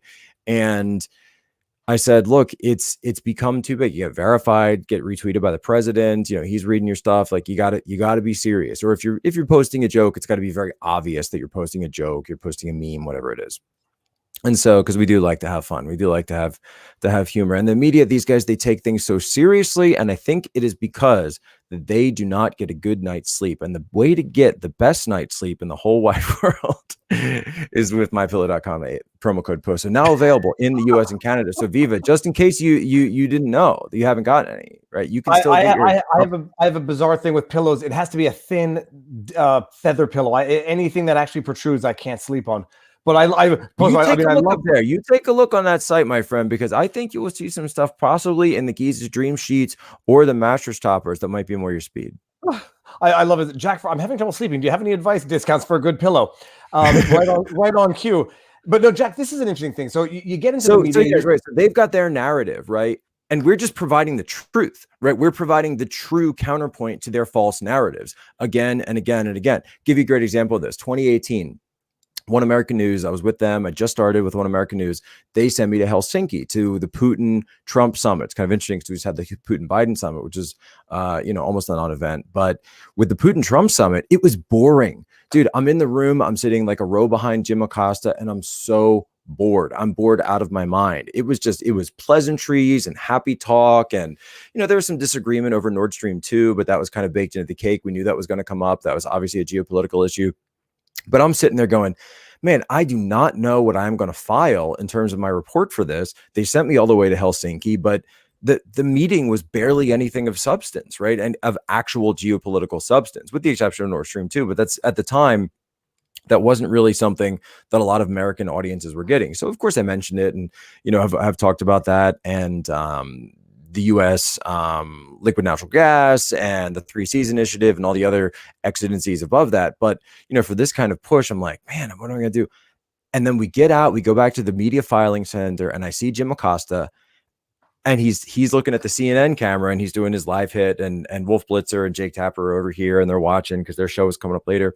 And he's like, a treason summit was held here in Helsinki. We've seen treasonous behavior by the president of the United States. I'm sitting there looking at him, over his camera, looking at him in the face, like, Jim, I was sitting behind, I was right in the room with you, man. I'm sitting with you on the, the US side. Nothing like that happened at all. What are you talking about? And so, my report then became a report on his report. And again, this whole view of a counter narrative to the false narratives that were being presented again and again and again throughout these things, because it's like, he used flattering language. Of course he's going to use flattering language. He's in a meeting with a world leader that he wants to have a positive, or at least some type of working, serious adult relationship with. What's he going to do? Insult him, attack him to his face? Look at how all that worked for Tony Blinken when he went up to Anchorage and started insulting the Chinese foreign minister. They call him Tiger Yang, a guy I actually met in 2006. Right? Dude ate his lunch. Absolutely ate his lunch because he came in there with aggression. He came in there with demands. He came in there with, this huge, moral fervor that he was trying to push, right? No, that's not how it works. That's not how this diplomacy thing works. And Trump is in there just being a diplomat, right? Just being, and I don't know what the media's role, we know what they wanted him to say and what they turned it into, but that's a great example of something where I'm there on the scene and I'm able to tell people, hey, this is not what's going on. This is not true. And you guys are just making up stuff whole cloth. And then, so, throughout then, it's just been a series of being able to either find the information, to listen to the real transcripts, to go where something is happening on the ground. Like when I went to Chaz, did the Seattle thing. Oh yeah, I'm supposed to be promoting my book, right? We've got the whole book about that, antifabook.com, and actually telling people what was specifically going on the ground in Chaz with Antifa. I was going into Antifa meetings in 2016 as well for this kind of stuff before they did the attack on Trump's inauguration, which nobody talks about anymore. And so, finding these stories and finding these motions where the media was just straight up lying, and then being able to go in, find out what the truth is, and report it back. In that respect, I want to bridge into the Antifa stuff in a bit, but in terms of your book about it, and goes all the way back to Deplorable, which we were both at. I mean, that the craziness of that. But before we get to that, it seemed like the other utility you had is having an intelligence background, understanding how to approach information, how to identify reliable sources, how to use open source and public source information, how to develop sources. That you've employed a lot of that skill set into your media career. How much was it useful in that sense? Because it strikes me that most of conventional media, even sometimes aspects of right-wing media, particularly right-wing establishment media, tends to not have that skill set deployed. They don't know how to look at reliable sources. They don't know how to look at information objectively anymore because it's so politically filtered that they just can't assess something accurately. Whether it's, the Peruvian presidential election or the Polish presidential election, it's got to be through some polarized filter that they can't just give an objective interpretation like you would an information analyst, where the information has to be accurate or it's not useful. How much was that useful for you in your media space, having that background in intelligence? Oh, 100%. But see, one thing that I would actually kind of correct you on a little bit, not correct you, but we talk about this in Antifa book, Inside Stories from Inside the Black Bloc, because I do talk about being in the Intel community, and people say, well, Jack, why doesn't the Intel community talk about Antifa more? Why don't they do anything about the violence? Where's the informants inside Antifa? Where are the undercover agents going in to prosecute this group? And I'd say, you guys don't get it. Most of the people in the Intel community are the exact same way as mainstream media liberal reporters are. They are regurgitators. They are repeaters. This was the same type of dynamic that I talked about when I was on campus at Temple University, right? You get one narrative that's handed down, and then everybody finds, a way to regurgitate it in some novel or interesting manner. And suddenly everybody applauds, and then you go on to your next thing. Nobody's actually looking at the data. Nobody's actually paying attention to we go through all these courses about evaluating sources and evaluating data and looking at things objectively. They call it analysis of competing hypotheses. There's this interesting story about a country, I can't say which one, but where people were saying, oh, this country must be building some new type of weapon system. They've all these glass emplacements over their bases, and what is this, and what type of weapons is this? Some kind of special we need to get in very careful. And then they finally showed it to a couple of guys, and they went in and said, yeah, those are greenhouses. They're building. They're growing food for themselves because they're poor and they can't eat, so they're growing food on base. Those are greenhouses. But it became this whole bubble inside the Intel community about these emplacements. And that's just one example, one paradigm of to show the way that and they're thought bubbles, right? Not in the like Scott Adams cartoon sense of thought bubbles, but bubbles like in an economic sense, like the housing bubble, right? You get these thought bubbles and they become panic bubbles, right? Maybe that's a better way to put it. They become panic bubbles where, oh, this is such a panic. We have to be careful. We have to look out for this. This is going to be the big thing. And then it doesn't go anywhere. It turns out it was never real. You were always chasing phantoms. But what the Intel community and the mainstream media both do is they don't ever sit back. And this is Iraq WMD is a great example of that, right? Classic example. Russiagate, classic example, right? They don't step back and say, hey, how can we reevaluate our behavior? How can we check our priors? How can we actually figure out what went wrong? No, they just find another panic bubble and they go for whatever the next shiny object is, whatever the next big thing is, and they try to prosecute that using the exact same failed methods that they did in the past. Yeah, no, that leads to another, because an old debate all the way back to the beginning of the CIA was there were a lot of people who said it was a mistake to combine the action component with the analysis component within any one agency. That's You very should true. have one agency Absolutely that correct. does- okay, yeah, I was wondering about, because you should have one agency that does nothing more than follow up on the training you receive, that just does analysis, that's divorced from any action, so they don't have that easy bias that ends up with this huge population that does create the same phenomenon of the media, where they don't apply their own standards. They're like politicized lawyers. I They used to ignore what they're taught. So I had this joke. I don't know. I don't actually think I've ever said this publicly, but I always try to work it in. And I've tried to find a way to word it on Twitter, but it's not. And I don't like doing Twitter threads. That's just like I'm classic Twitter. Like if I can't say it in 140 or less, I don't like it. And if I need more than 280, it's like, why are you even tweeting it? But it's the story of. So I had this other collector that I worked with, and that's what you call human intelligence collectors. That we would always say, like, we would put up something and say, well, look at this piece of information. This is very important, and this actually disputes with what your assessment says here, and maybe here's a DIA assessment or an FBI assessment on something and what's going on. And we say, well, look at this piece of information that actually completely contradicts that. And you'd get a senior analyst would come in, or some SES level guy would come by and say, well, that's not credible.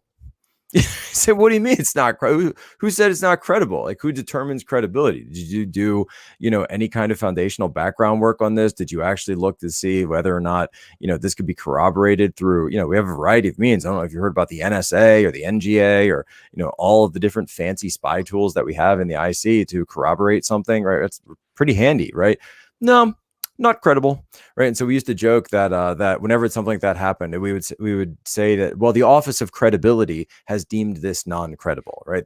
So we came up with this running joke for years. So I still talk to the guy; he's still in. I got out, but yeah, we call it the Office of Credibility, and I say, well, now the Office of Credibility is in charge of the media, and they're in charge of social media, and they're in charge of what you can say on the internet now, and that's exactly what Viva was getting at earlier when he asked me the question about the internalized censorship, because you see the internalized censorship here in the United States, you see it throughout the West, because the Office of Credibility has now taken over the entire world, and they've decided what things you're allowed to say and what things you're not allowed to say, and what thoughts you're allowed to have and what thoughts you're not allowed to have.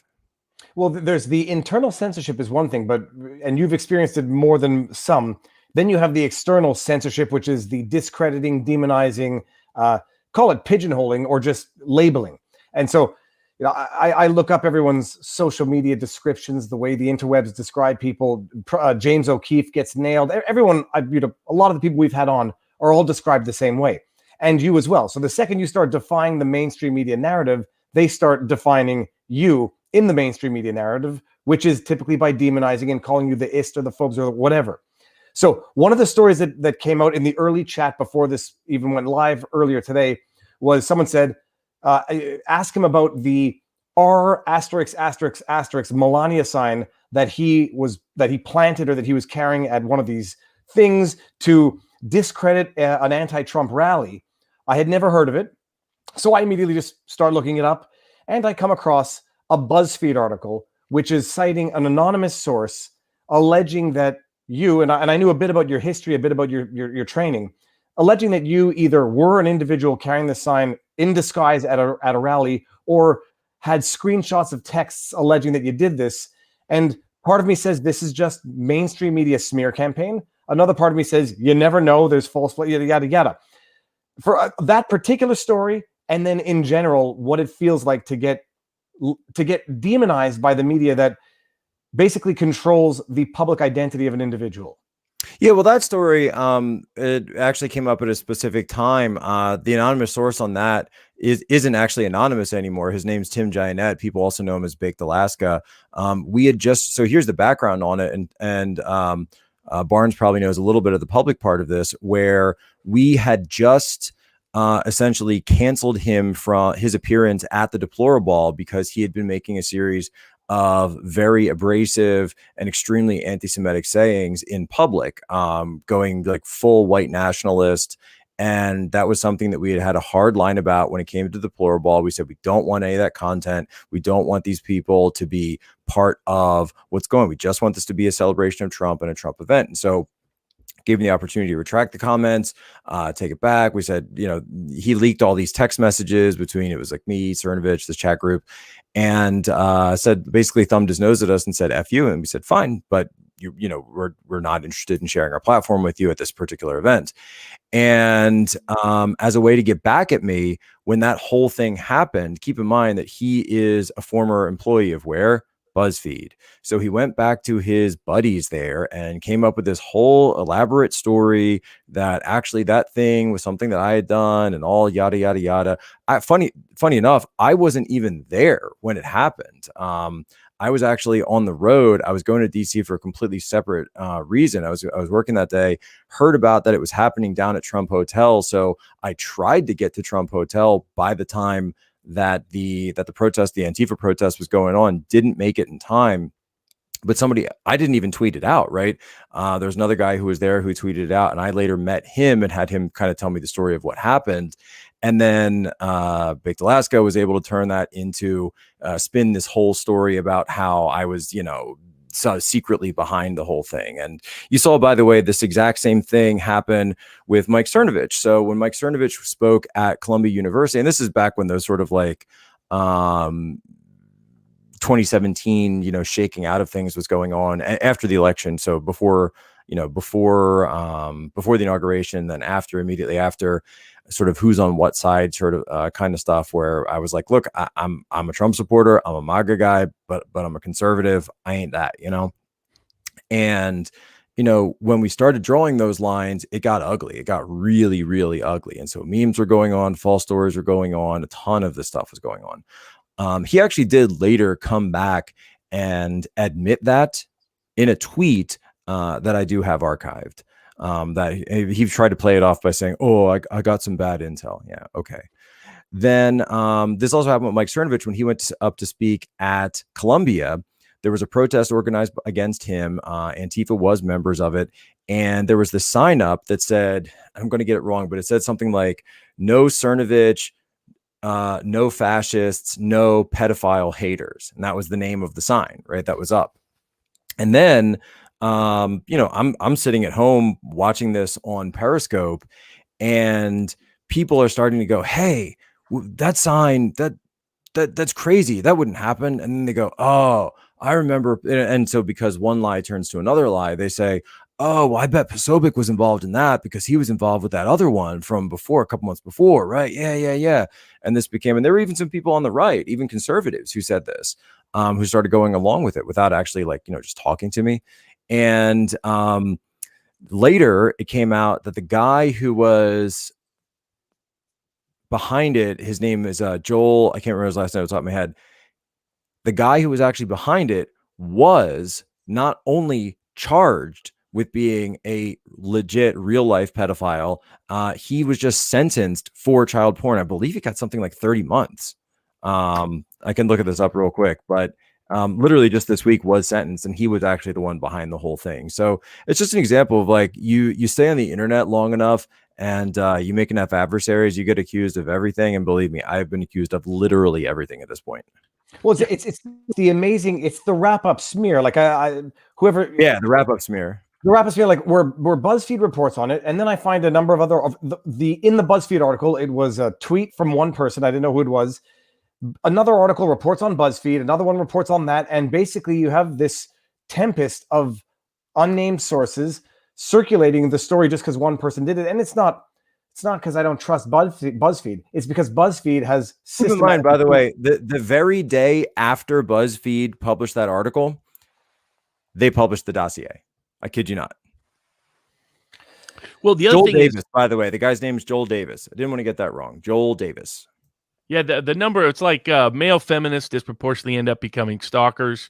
The disproportionate number of Antifa types, and particularly people that have harassed. 13 years, believe my last. So I'm looking this up because I'm fact checking myself. He was Joel Davis sentenced to 156 months in prison for enticing a child to engage in illegal sexual activity, 60 months for possession of child pornography, and 60 months for distribution and receipt of child pornography, all to be served concurrently. Pled guilty January 16, 2020. The sentencing came down Tuesday, June 22nd. So that's yesterday. 13 years in prison for enticing a minor to have sex. That was the guy who was behind that thing, not Jack Posobiec. Well, let's do another one here, because this is the one that Cernovich got in trouble for too. I'll share my thoughts on this as well, but one of the big accusations is that you partook in spreading misinformation as relates to the pizza clôture, as we say in French. Right. I mean, what do you have to say before? I don't want to taint the question with my own perception of this afterwards, but how do you respond to this accusation? Because it's the go-to for anybody who wants to discredit you. Even if you got it wrong, I'd be inclined to forgive, because if we're gonna discredit an outlet, an agency, a reporter because they got one story wrong, well then anybody watching CNN, New York Times, Fox News, MSNBC, Rachel Maddow, you got some explaining to do. But what do you have to say about this one? Well, the person who has explaining to do on that is Megyn Kelly. And why did Megyn Kelly, on my birthday, December 15th, 2016, go on Fox News in an interview with James Alefantis, play the video that I had made with the sound turned off, then have her make claims about what I said, allow him to make claims about what I said without playing the actual video itself? Why would Megyn Kelly do that? Why would she do it on my birthday? Why would she put all of these things together without reaching out to me, without having any type of communication with me beforehand, without giving me an opportunity to defend myself, play that video with the sound, again, turned off, and put words in my mouth that were never there? People say, Posobiec, well, why are you so hard on Megyn Kelly? Why do you always respond to Megyn Kelly? Because of what Megyn Kelly did to me in 2016 that she has never apologized for, trying to cancel me while she was trying to make the jump from Fox to NBC, and then her NBC show completely flailed out because she's just a horrible person who is completely hollow inside, completely empty inside. And by the way, I do pray for her. I really do pray for her. As a Catholic, as someone who is a Christian who believes in Christ, I pray for her redemption, but redemption has to be something that she asks for, and she has not asked for redemption on this, right? We went, right? A buddy of mine and I said, hey, this thing is trending on Twitter all the time. The place is near the house, right? It's near where we lived. Let's go there for a bite and just show people that it's actually a regular, restaurant where nothing's going on. That's it. That's the entire story. But then Megyn Kelly decided that she was going to use it to try to make a name for herself by going after a Trump supporter, namely me, kind of a semi-high profile Trump supporter at the time, I guess, and used it to create this entire elaborate thing, where she tried to ruin my life. She tried to have me canceled, never apologized for this, and has created this insanely false narrative. By the way, funny story, the Washington Post reached out to me around this time and they said, do you have any comment on this? And I said, yeah, I wanted to show people the truth about what was going on, because when we live in a world of, this is the actual quote, right, from the Washington Post at the time, concurrently, right? I think it's December 16th. Where I said, I compared it to the Iraq WMD crisis, and I compared it to the Benghazi. You remember the Benghazi video where they blamed the Benghazi thing on a YouTube protest, but it was actually obviously a terrorist attack. I said, that's what's going on here with this place. And I wanted to show the truth. And even The Atlantic, when they did a massive smear, kind of like hit piece on One American News, even they admitted that I had said that to the Washington Post at the time. But did Megyn Kelly report that? No. Megyn Kelly decided to overlook that. Why? Because she wanted to go to mainstream media. She wanted network. She wanted to get that shine from NBC. And she knew that people like me that she could throw under the bus were just a means, another step on the stepping stone, another rung up the ladder. And it didn't matter who she took out. It didn't matter whose lives she tried to ruin, because all that mattered to her was herself. So I've said this time and time again. Megyn Kelly, she used to follow me on Twitter, then she unfollowed me, but she hasn't blocked me. It's kind of this weird thing. I don't know what she's doing. I'd love to sit down with her. I'd love to actually have a conversation about what really happened there. Always open to it, Megyn.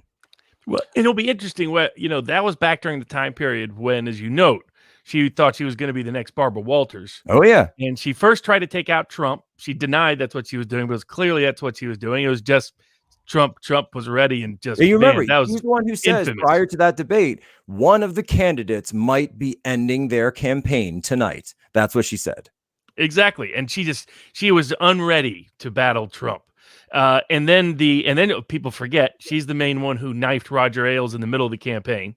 Yep. And the hope was that knifing him then would hurt Trump, because Ailes had switched by that point to being on Trump's. He'd been anti-Trump all the way up, almost all the way up to that point. But by that point, he had shifted, recognized where the writing was on the wall. And then, of course, did what she did later on, and only now is trying to sort of seek redemption because, her, being part of wokesterism turned out not to be a smart long-term strategy. And she doesn't have, frankly, the skill set of Barbara Walters. She never did, but particularly not while being a fake version. But it'll be interesting to see how that happens. And then before I bridge into the Antifa subject, I'm still waiting for the media to explain to me a lot of the language in those emails. So they did a very good job limiting that story to this. Oh, this is one little pizza restaurant. That's not what the story was. 90% of the evidence was about very unusual emails by people with very unusual ties, including David Brock and others, with some very unusual art on the walls that they've yet to answer. What they were trying to do at the time was cover up actual discussion of Jeffrey Epstein, of the real situations, the real networks that were going on behind the scenes, because they were still in power. They were still active. Keep in mind, 2016, still active at that point. They like the leader of the Lincoln Project. I mean, well, what did he end up involved in? I mean, is it a coincidence? I mean, if any of these people were deeply concerned about child abuse, why were they so eager to both demonize, marginalize, and limit what that conversation was about? This is the amazing thing, having lived through this from up north, totally detached. I remember the email leaks, terms like pizza, you left a napkin with a map on it, do you want it back? Emails that made no sense. And the entire discussion of this scandal became focused on and defined by that one incident at the pizza shop with the guy who showed up with a weapon looking to investigate. And that somehow answered all of the unanswered questions about what on the name of earth they were discussing in those emails. And that's the legacy of PG, is that it gets defined by that one incident, and everyone's forgotten about what was the actual substance behind it. And I didn't want to infuse that into the question, but I saw those emails. None of them made any sense. They don't make any more sense now than they did then. Did that justify what the individual did at the Comet pizza shop? Obviously not. But that has become the definition of it is nuts. Right. It's that insane person who should have been in a mental institution, and it's on them, right? Obviously, that's what we talk about, right? When James T. Hodgkinson, the Russiagate shooter, came to Washington, D.C., Alexandria, Virginia, and attempted to shoot up a congressional baseball team because he had been mainlining Rachel Maddow and MSNBC conspiracies, was posting all sorts of stuff on his Facebook page. Nobody turned around and said that was their fault. Nobody turned around and said these people need to be banned or censored, etc. They said, what a crazy guy, and we're glad nothing bad happens. But you see, when something on the right happens, it has to be this massive narrative. It has to be this huge thing. It has to be this way blown out of proportion situation that, nobody can ever, they could bring it up again and again and again and try to bring it up when people they don't even remember it. They don't even know what we're talking about anymore to this point, right? But when it comes to the left, it's like, oh, sorry that happened. See ya. But it's actually been something that, so few people on the right are willing to point out. They'll say, when you bring up Steve Scalise, when you bring up these questions of violence, they say, well, the right is violent, the right is violent, right is violent. And this is something when we talk about Antifa, this is something when we talk about James T. Hodgkinson, when you talk about Connor Betts, who was a mass shooter, right? An actual mass shooter, Dayton, Ohio, 2018, that all of these things existed, all of them happened. And yet people in conservative media, and typically establishment conservative media, never want to talk about it. They never want to bring it up. They never want to let that narrative stand, because they don't understand, as we were talking about, they don't understand the importance of utilizing those information networks. They don't understand fourth dimension warfare in order to explain what's really going on behind the scenes. And you do see some people who get this, by the way. You see people who can tie, specifically when you look at like the Wuhan story and Peter Daszak and Anthony Fauci, and the way that narrative has been able to be really deconstructed in a sense. That's the same thing as what I just said. It's counter narrative reporting, where we're telling the truth after the original narrative has already been established. Now, bridging into Antifa, because, you see similar crazy attempts to re-narrate who and what Antifa was. For the first several years, they didn't exist. That was all myth, just stuff made up. You still have Jared Nadler repeating that because he's on a 5-year-old clock. But and then you have the second attempt after Charlottesville, which was to re-narrate them as being the equivalent of World War II soldiers who landed in Normandy. You still have some aspects of that on MSNBC, Joy Reid, Chris Cuomo, and others. But, my personal introduction to them historically understood it well. As you were mentioning, the need to purge the fascistic element, even though that was a tiny, tiny, tiny element, but it was a loud element. And that was you and Mike Cernovich took the lead on that right away in 2017, making sure the Richard Spencers of the world and that crowd were not acceptable as part of this movement. Their speech can be protected, but that doesn't mean they need to be welcomed as being associated with this. This has been right. And by the way, and I would even point that out. Like I've never personally called for anybody to be banned or censored on social media. It's something that I'm against. I'm not about censoring people, but it was about drawing a line in the sand politically about who we were and what our movement was about, what the Trump movement was about, as opposed to these other, as you say, smaller, but also forceful elements that are out there in the world and in America today. And those sort of fascistic elements always wanted a Charlottesville type event, just like Antifa did. Goes all the way back to the 1920s, 1930s. Fascists used communists to rise to power. Communists used fascists to try to rise to power. Yep. They needed each other to justify each other. So I understood the historical construct, but my personal individual introduction to it was the deplorable, where, as you're walking in, my press assistant was with me, and she's maybe like 5'3", 5'4". So wait, did you read the chapter that we do in the book about this? In the Antifa book? Yeah. I haven't got to that yet. Oh, dude. You're all right. Well, then you are in for a treat, because I do a whole, like, literally minute by minute breakdown of everything that happened that day. And that was insane. People forget they tried to smoke bomb the place. They tried to do a bunch of crazy stuff. And when I'm walking in, my assistant, 5'3", 5'4", 110 pounds, maybe. They were throwing batteries, batteries at her head. The batteries. That's who these people were. And the institutional media lied about it, hit it. Then the people did all the violence. They were throwing not only batteries. Go ahead. Not only were they throwing batteries at my family, at my mom, my brother, my dad, my girlfriend was there, James O'Keefe, when he comes in, they were throwing batteries at poor Bill Mitchell, of all people, when he walked in, right? Because he's actually pretty tall. He's a pretty tall in real life guy. Yeah. And the amount of insanity, the burnings, and here's a crazy thing when it comes to all that. My mom was talking to her cousin after the whole thing. And her cousin's like one of these MSNBC people. And she's like, wow, I can't believe you would go to that. I can't believe Jack would do this. And she's like, well, it's, there's a difference of opinion. I completely understand that, but it did get really violent there. Cousin goes, no, I looked that up online. They said it wasn't very violent. My mom's like, I was there. I'm telling you, it was very violent. There were fires. There were people being assaulted, people getting bloodied up. Keep in mind, inside it was great, by the way. Once we get inside, we rented the entire National Press Club, which I think is one thing that just triggered a lot of people, because we literally had every room of the National Press Club rented out. We dropped like 6 figures in one night, and it was just glorious. And but outside it was really bad. And so here's my mom talking to someone, a family member that she's known literally her entire life.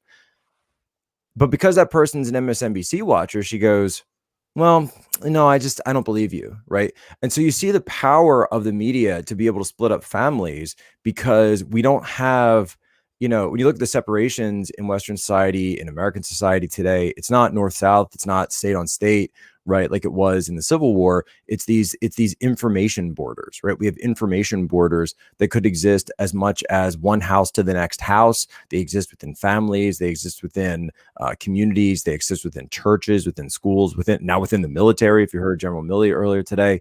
So you can see where this is a situation where people will not even believe something that they've been told by a family member that they've been close with their entire life, because their source of information told them something different. Well, Jack, it goes back to gaslighting references the London play that became an old movie, which is about an abusive husband convincing his wife things didn't happen that did, or things did happen that didn't. And so when people use that abusive relationship dynamic, they're accurately depicting and describing the origin of the term. I actually prefer the American version of that to the British version. Not that you asked, but there's two, and the American one is far better. Oh yeah, I'll agree with that.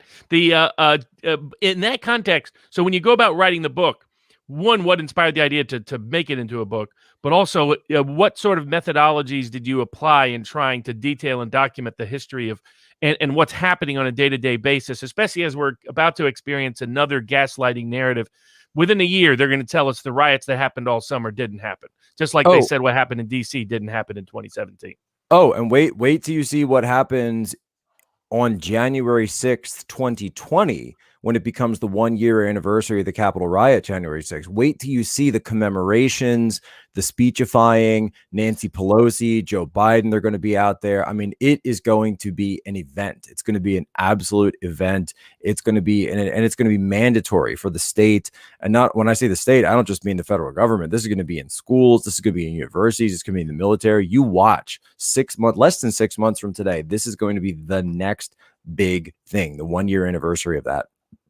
But what we do in this is I apply 3 different methodologies, right? You get 3 different kind of flavors in. So the book is Antifa Inside the Black Bloc. And I kind of did things backwards, right? I actually was collecting all this information throughout 2020. And usually they say you do the book and then you make the movie. Well, I made the movie first. And so we have antifamovie.com and it's up. And we did this great documentary, millions of views on it, called Rise of the Black Flags. And the idea was to get that out in the fall of 2020 so that people would have a chance to be able to watch it prior to the election. But we'd collected so much information for this thing that, you know, even the people I interviewed for the documentary and just the backgrounding that I was doing, plus my daily reporting, working for One American News, going around all these different things, spending time undercover in the Chaz, you know, I realized that there was enough material for a book. And so I continued working on that all throughout 2020. You know, when I had a spare time, when I was on a flight, you know, when I was up late one night, I, you know, work on a chapter. And there's 3 basic elements to the book. One is those personal experiences that I had. So in the Chaz, that's one major chapter, the deplorable major chapter, even to the point where I'm infiltrating Antifa in a church basement in Northwest Washington, kind of before I was recognizable yet. But, you know, so I was able to get in there. This is before COVID, so you weren't masked all the time. And seeing the working group, seeing the affinity groups, see the high level of sophistication that they have, and then using my military intelligence background to know how to break that out. So you're doing, you know, you're doing hierarchy, you're doing leadership, you're doing funding. They call it Milo $. So was it members, ideology, organization, leadership? I'm forgetting the organization and then funding. So Milo $. That's like one of the heuristics they teach us.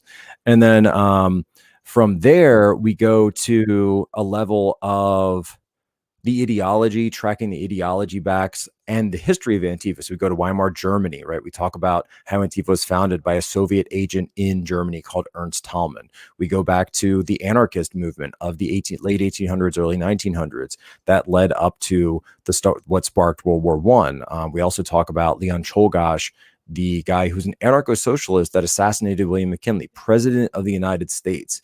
And yet you don't get taught in schools that an anarchist shot and killed the president. This is how Teddy Roosevelt became president of the United States, youngest president, age 44, because of Buffalo, New York. The president was shot by an anarchist. You know, what's funny is I'm actually doing a podcast with a gentleman from Human Events named Brent Hemachek, who's a little bit older than me. And he actually pointed out, he said, you know, Jack, when I was in high school, they did teach us that McKinley was shot by an anarchist. And I said, man, you are the only person I've talked to that has said that, because nobody else has ever pointed that out to me.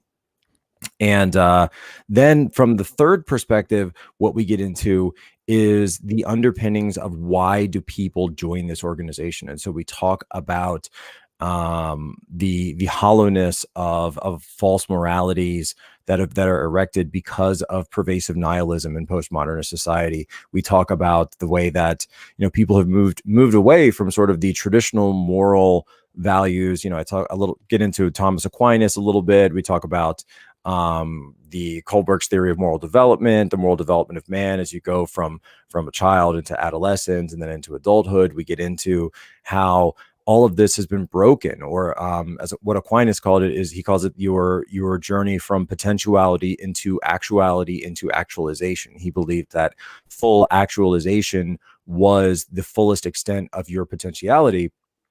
And what he's essentially was doing, and if you read like the Summa Theologica, he's trying to pair Aristotelian philosophy with the teachings of the Catholic Church. So this idea that not only is the actualization of self the most important thing you can be doing, but it's also the highest good you can be doing, and that is what will bring you closer to God. And that's sort of the journey of life. You're close to God, you move away from God, and now you're moving back, right? And then sin and the devil and demonic influence, that's pulling you away, right? They can't create sin, they're pulling you away. And so someone who might join Antifa is someone who's broken that chain of moral development, because they're typically from a upper middle class to wealthy background. They don't have those formative years of a rite of passage going from adolescence into adulthood of meaningful and useful work, right? You hear these stories. They don't have a story of, oh, I was working summers, or, oh, I joined the military, or, oh, I did this, oh, I did that. They don't have that meaningful work. And this is something that even Lenin, right, experienced when he got into wanting to perform the socialist or the Bolshevik uprising, when he said, look, these workers, I don't understand, all these serfs, they're not uprising on their own. I don't know what it is. I don't know what's going on. And he said, we need to find some landed class to lead them, and we'll call it, what do we call it? We'll call it the vanguard of the proletariat. And so the vanguard of the proletariat is led, of course, by the Bolsheviks. This is Lenin and his cadre, and you see this with Chairman Mao as well. He's kind of a rich kid, right? His father was one of the richest landowners in his area. So it's like you're rich enough that you don't have to work, but you're not exactly powerful enough that you're part of the ruling class. And that's where you find a lot of these members of communist uprisings, even in the past and until all the way up to today. That is the same kind of band of person that is joining one of those things. And as Eric Hoffer would call it, a true believer. That's actually, amazing. Good, sorry, go ahead, Viva. I was going to say it's a particularly good point when you see by the arrest sheets of the individuals who were arrested at these Antifa, the Antifa members who are arrested at these protests, they have a certain economic demographic that fits exactly what you just said. I just wanted to say also, that ain't poor people in there. That ain't poor people. And also, by the way, everybody who's interested, you just did a great podcast with Michael Malice on which you went. It was basically all about the book. So if anybody gets bored by this, they can go watch Michael Malice. It's 45 minutes, an hour straight on the book, and that's where I got my breakdown of the book because I haven't listened to it. There's the whole thing that Biden infamously said, Antifa is just an idea.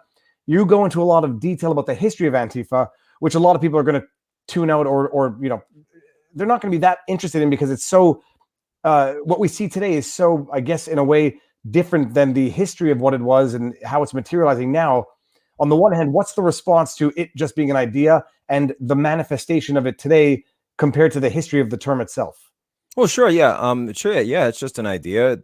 Anti-fascism is just an idea. It's an extremist idea, the same way that, radical Islam is just an idea, the same way that white supremacy is just an idea, the same way that separatism is just an idea, or extremist separatism is just an idea. So yeah, all extremist groups start with just an idea. When I was at Guantanamo, I learned as much as I ever wanted to know, way more than I ever wanted to know about radical Islam and its adherents, right? But it's those extremist ideas that start to form movements, and those movements are enjoined with people who start to form networks. Those networks then form cells. Those cells go out and conduct actions. Those actions then tend towards violence. They tend towards criminal activity, or is what Antifa would call a direct action, right? And so if you're saying, oh, that's just an idea, well, the response immediately should be, you mean like white supremacy? That's just an idea, right? And yet you're trying to reform the entire government. You've just told us that idea is the greatest threat to all of Western civilization. So if that's just an idea, well then, yeah. And if ideas can be that bad, then which is it? Why is this extreme idea the great, it's not important because it's an idea, but that extreme idea is the greatest threat to all of Western society. And how much do you think, like I often describe Antifa and the Klan and fascism and communism as two sides of the same coin. the way, in certain respects, Hunter Thompson described the Hells Angels and abusive police officers as often, two kids from the same parent who just reacted a little differently. But one became deeply authoritarian, the other deeply anti-authoritarianism, but have the same psychopathology at its roots. That often Antifa struck me, like the Klan, as its rise being dependent on having its sociopaths and psychopaths who make up its most violent coterie or contingent. But from overwhelmingly, as you note, upper middle class privileged backgrounds. I mean, this is how you can identify communists almost anywhere. It'll all be a bunch of professional class people, pedigreed folks with fancy degrees and what have you. But is that if they have a political permission slip from people in positions of power, that's how they expand. That's how they continue to do what they do. And that the Antifa in particular has, for the last, at least since 2016, been given a political permission slip by a lot of people in positions of power to continue to operate. In D.C., none of them, to my knowledge, have faced punishment. Almost everybody who did the real violence of the last inauguration, which was the 2017 inauguration of Donald Trump, where they were burning cars, where they were mass breaking just random windows of stores. All of those people walked ultimately either through jury nullification, grand jury nullification, prosecutorial failure to follow up. How much did, in your analysis, is that political permission slip from the political class critical to this? Because unlike white supremacy, you missed it. You missed the best given one. a lot of approvals. Oh, you missed the best one. The ACLU comes in on behalf, by the way, of those people that I was infiltrating who attacked us at the Deplorable, who then attacked us the next day at Trump's inauguration. There was no peaceful transfer of power from Obama to Trump, and anyone who says that is a liar. The ACLU comes in, defends them, gets a settlement from the city of Washington, D.C. for them $1.6 million. That's what the ACLU did for the folks, Antifa rioters. That's money being paid to the Antifa folks, not money from Antifa. And both you explained to, so a cynic like me is going to see that as a form of money laundering of taxpayer dollars from activist cities to activist entities through activist lawyers. I mean, am I wrong? He ain't wrong, folks. He ain't wrong. That's because if you're paying entities with taxpayer dollars, and it's a great way that, without picking another city, but it's a great way of everyone who has a similar type of ideology funneling the money into it in the same way, someone buys anonymously a $500,000 piece of art from Hunter Biden. It reeks of the same fruit, so to speak.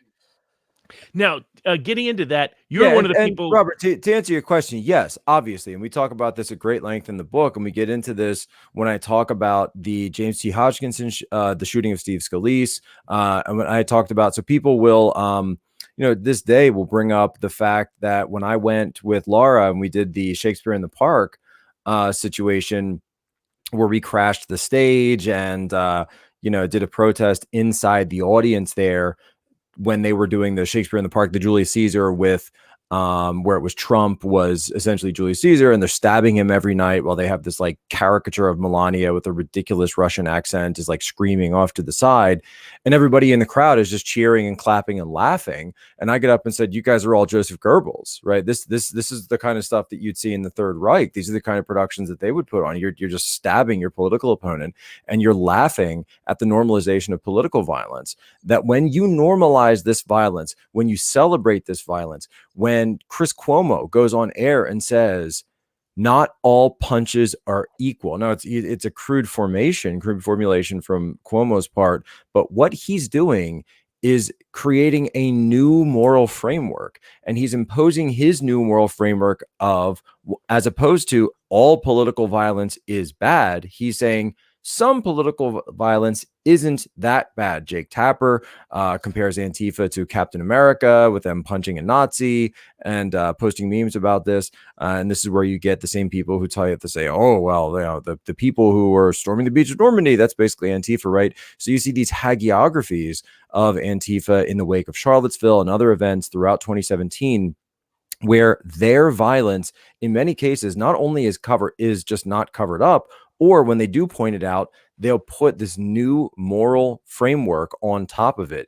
And so the left is incredible at creating new moral standards and creating new moral frameworks. And the right will turn around and most of the time, especially establishment conservatives, will turn around and accept the left's moral framework without pushing back on it and try and arguing from a position that's in favor of traditional Western values. And until conservatives writ large can start to do this, they are never going to win because you are still arguing from their frame.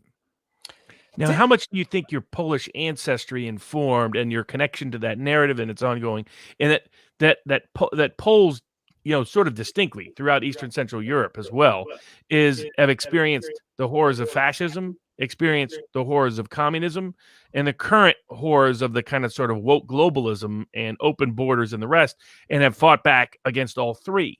How much did that help inform your own understanding of things and of these things in a way that was ahead of the curve compared to most people within the conservative political space? So when you look at Polish culture and you look at, the history of the Polish people, and then people have these gripes about, well, your country colonized our country, your country conquered our country, your country did this, your country did that. But Poland's never done any of those things. Poland has been a Catholic country and a traditional community from the moment it was founded, from the moment it was instituted over 1,000 years ago in Central Europe, right?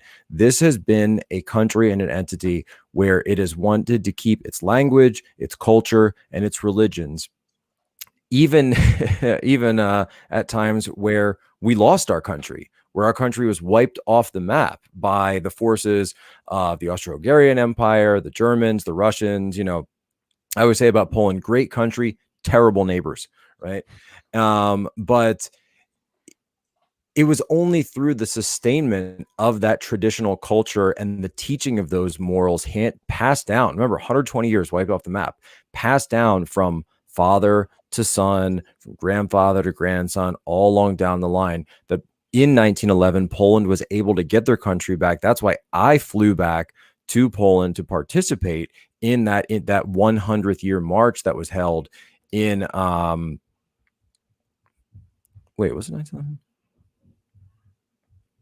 Oh, total brain fart. But a couple years ago, it was 18. Excuse me, 1918. I got my it's 11/11. That's why I'm thinking 11. So 11/11, 1918 to 11/11, 2018. That's why I flew back. I brought my son. His first day in Poland was Poland's 100th day of independence, of their coming back onto the map, and to be there in, quote unquote, the mother country, as it were, you get a real sense of community. You get a real sense of understanding what it's like to have fought back against those types of odds of people coming in and trying to impose their morals, their values, their systems onto a bunch of people that have never, Hitler came in and he wanted to wipe us all out, right? He wanted to get rid of us. He wanted to create, Lebensraum, right? The living space for more Germans, and viewed us as Untermensch, right? We could, some Poles could live, but they would be servants, right? To the German leaders or whatever. That's how they viewed us. And then the history doesn't really get taught this way in America, but it's the Slavs that then come back and fight and defeat Germany in the Battle of Berlin. And then of course it's the immediate betrayal of Poland, because Poland, the Allies say, well, you did your part and you've been liberated, but we're gonna let you stay under the Soviet Union, and the Warsaw Pact is going to exist, and you can be behind the Iron Curtain, and we're not going to do anything for you. So Poland then, even after having its liberation from the Nazis, then becomes occupied by the communists all the way up through the 1990s. And that's why today, when you see a lot of the globalists and the apparatchiks and the functionaries of Brussels trying to push their morals, their economic and value, right, their value-based judgments on Poland, you get so much bristling and so much friction because Poland does not want to change, right? This is a country that has been its way for a very long time. They are not interested in imposing anything on anybody else, but don't you dare come in there and tell them how they should be living, because it ain't gonna fly. And I'll bring this one up. These are the discussions that always lead to strife and discord in the chats. Poland invaded its neighbors many times at the height of its power in the 17th century. The oppressive policies of the magnates in Ukraine led to the Cossack uprising against the Commonwealth. Anyways, history is necessarily a question of perspective to some extent, and we're not going to get into that here. My grandfather, Jack, was born in Austria. It became part of Poland after World War II. It became part of the Ukraine. He fled in 1936. Everyone has their own historical connection to the ever-changing forces of the world, and don't expect people to agree on it. So we're not going to get into the fighting in the chat, but it is amazing to get everybody's perspective on this. First, before we end this, because we're getting towards the end, where can people find your book?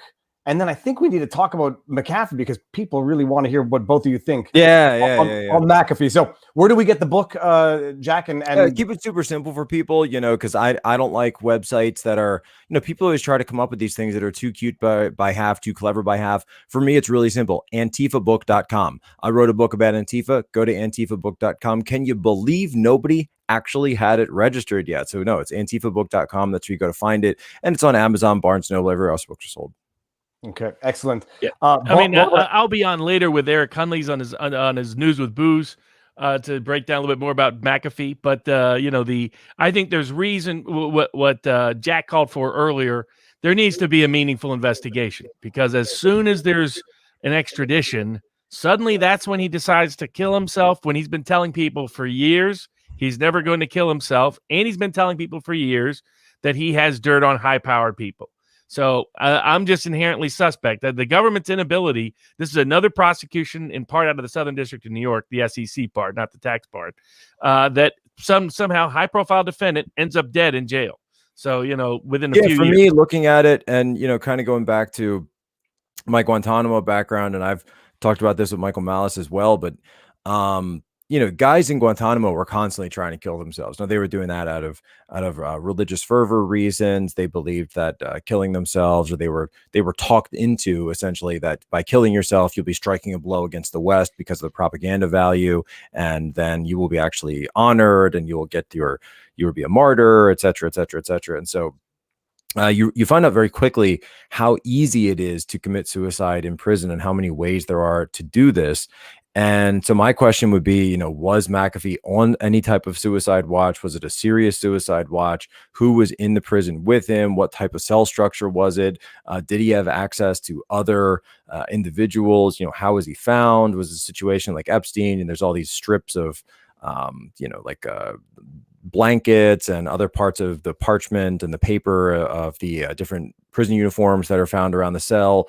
If that's true, if that's the case, why was he left alone for that long? What are the conditions in the Spanish prison, right? Was it a modern prison? Was this not so? It's Barcelona. So of course, Barcelona being in Catalan kind of has like a certain degree, or Catalonia has a certain degree of autonomy. So does that mean their standards are exactly the same? And even the police structure in Spain, when it comes to Catalonia, is slightly separate from the national standards of police in Spain. And so there's a lot of differences. There's kind of an overlap of the local police have a lot of autonomy there. And so I'd love to know what was actually going on in terms of that prison situation.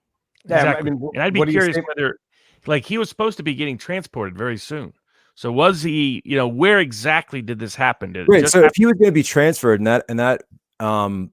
then the embassy obviously would have been involved. For someone that's high profile, is that the FBI has liaisons throughout the embassies in every country of the world. This is called your legal attaché or your legat. It's called a legat in parlance. So the legat has already probably visited John McAfee several times, knows this is going on, should have been in charge of that entire process.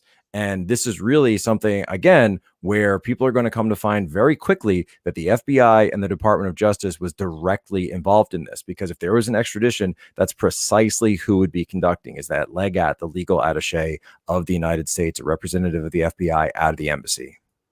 And sometimes the regional security officer is a assisting official. And as I've experienced in a range of cases, those people sometimes have multiple 3-letter names that they're associated with in terms of agencies. Every embassy operating throughout the world has a representative of each major 3-letter agency in it. Precisely. All right. That might be a good way to end this. Most of the consulates too.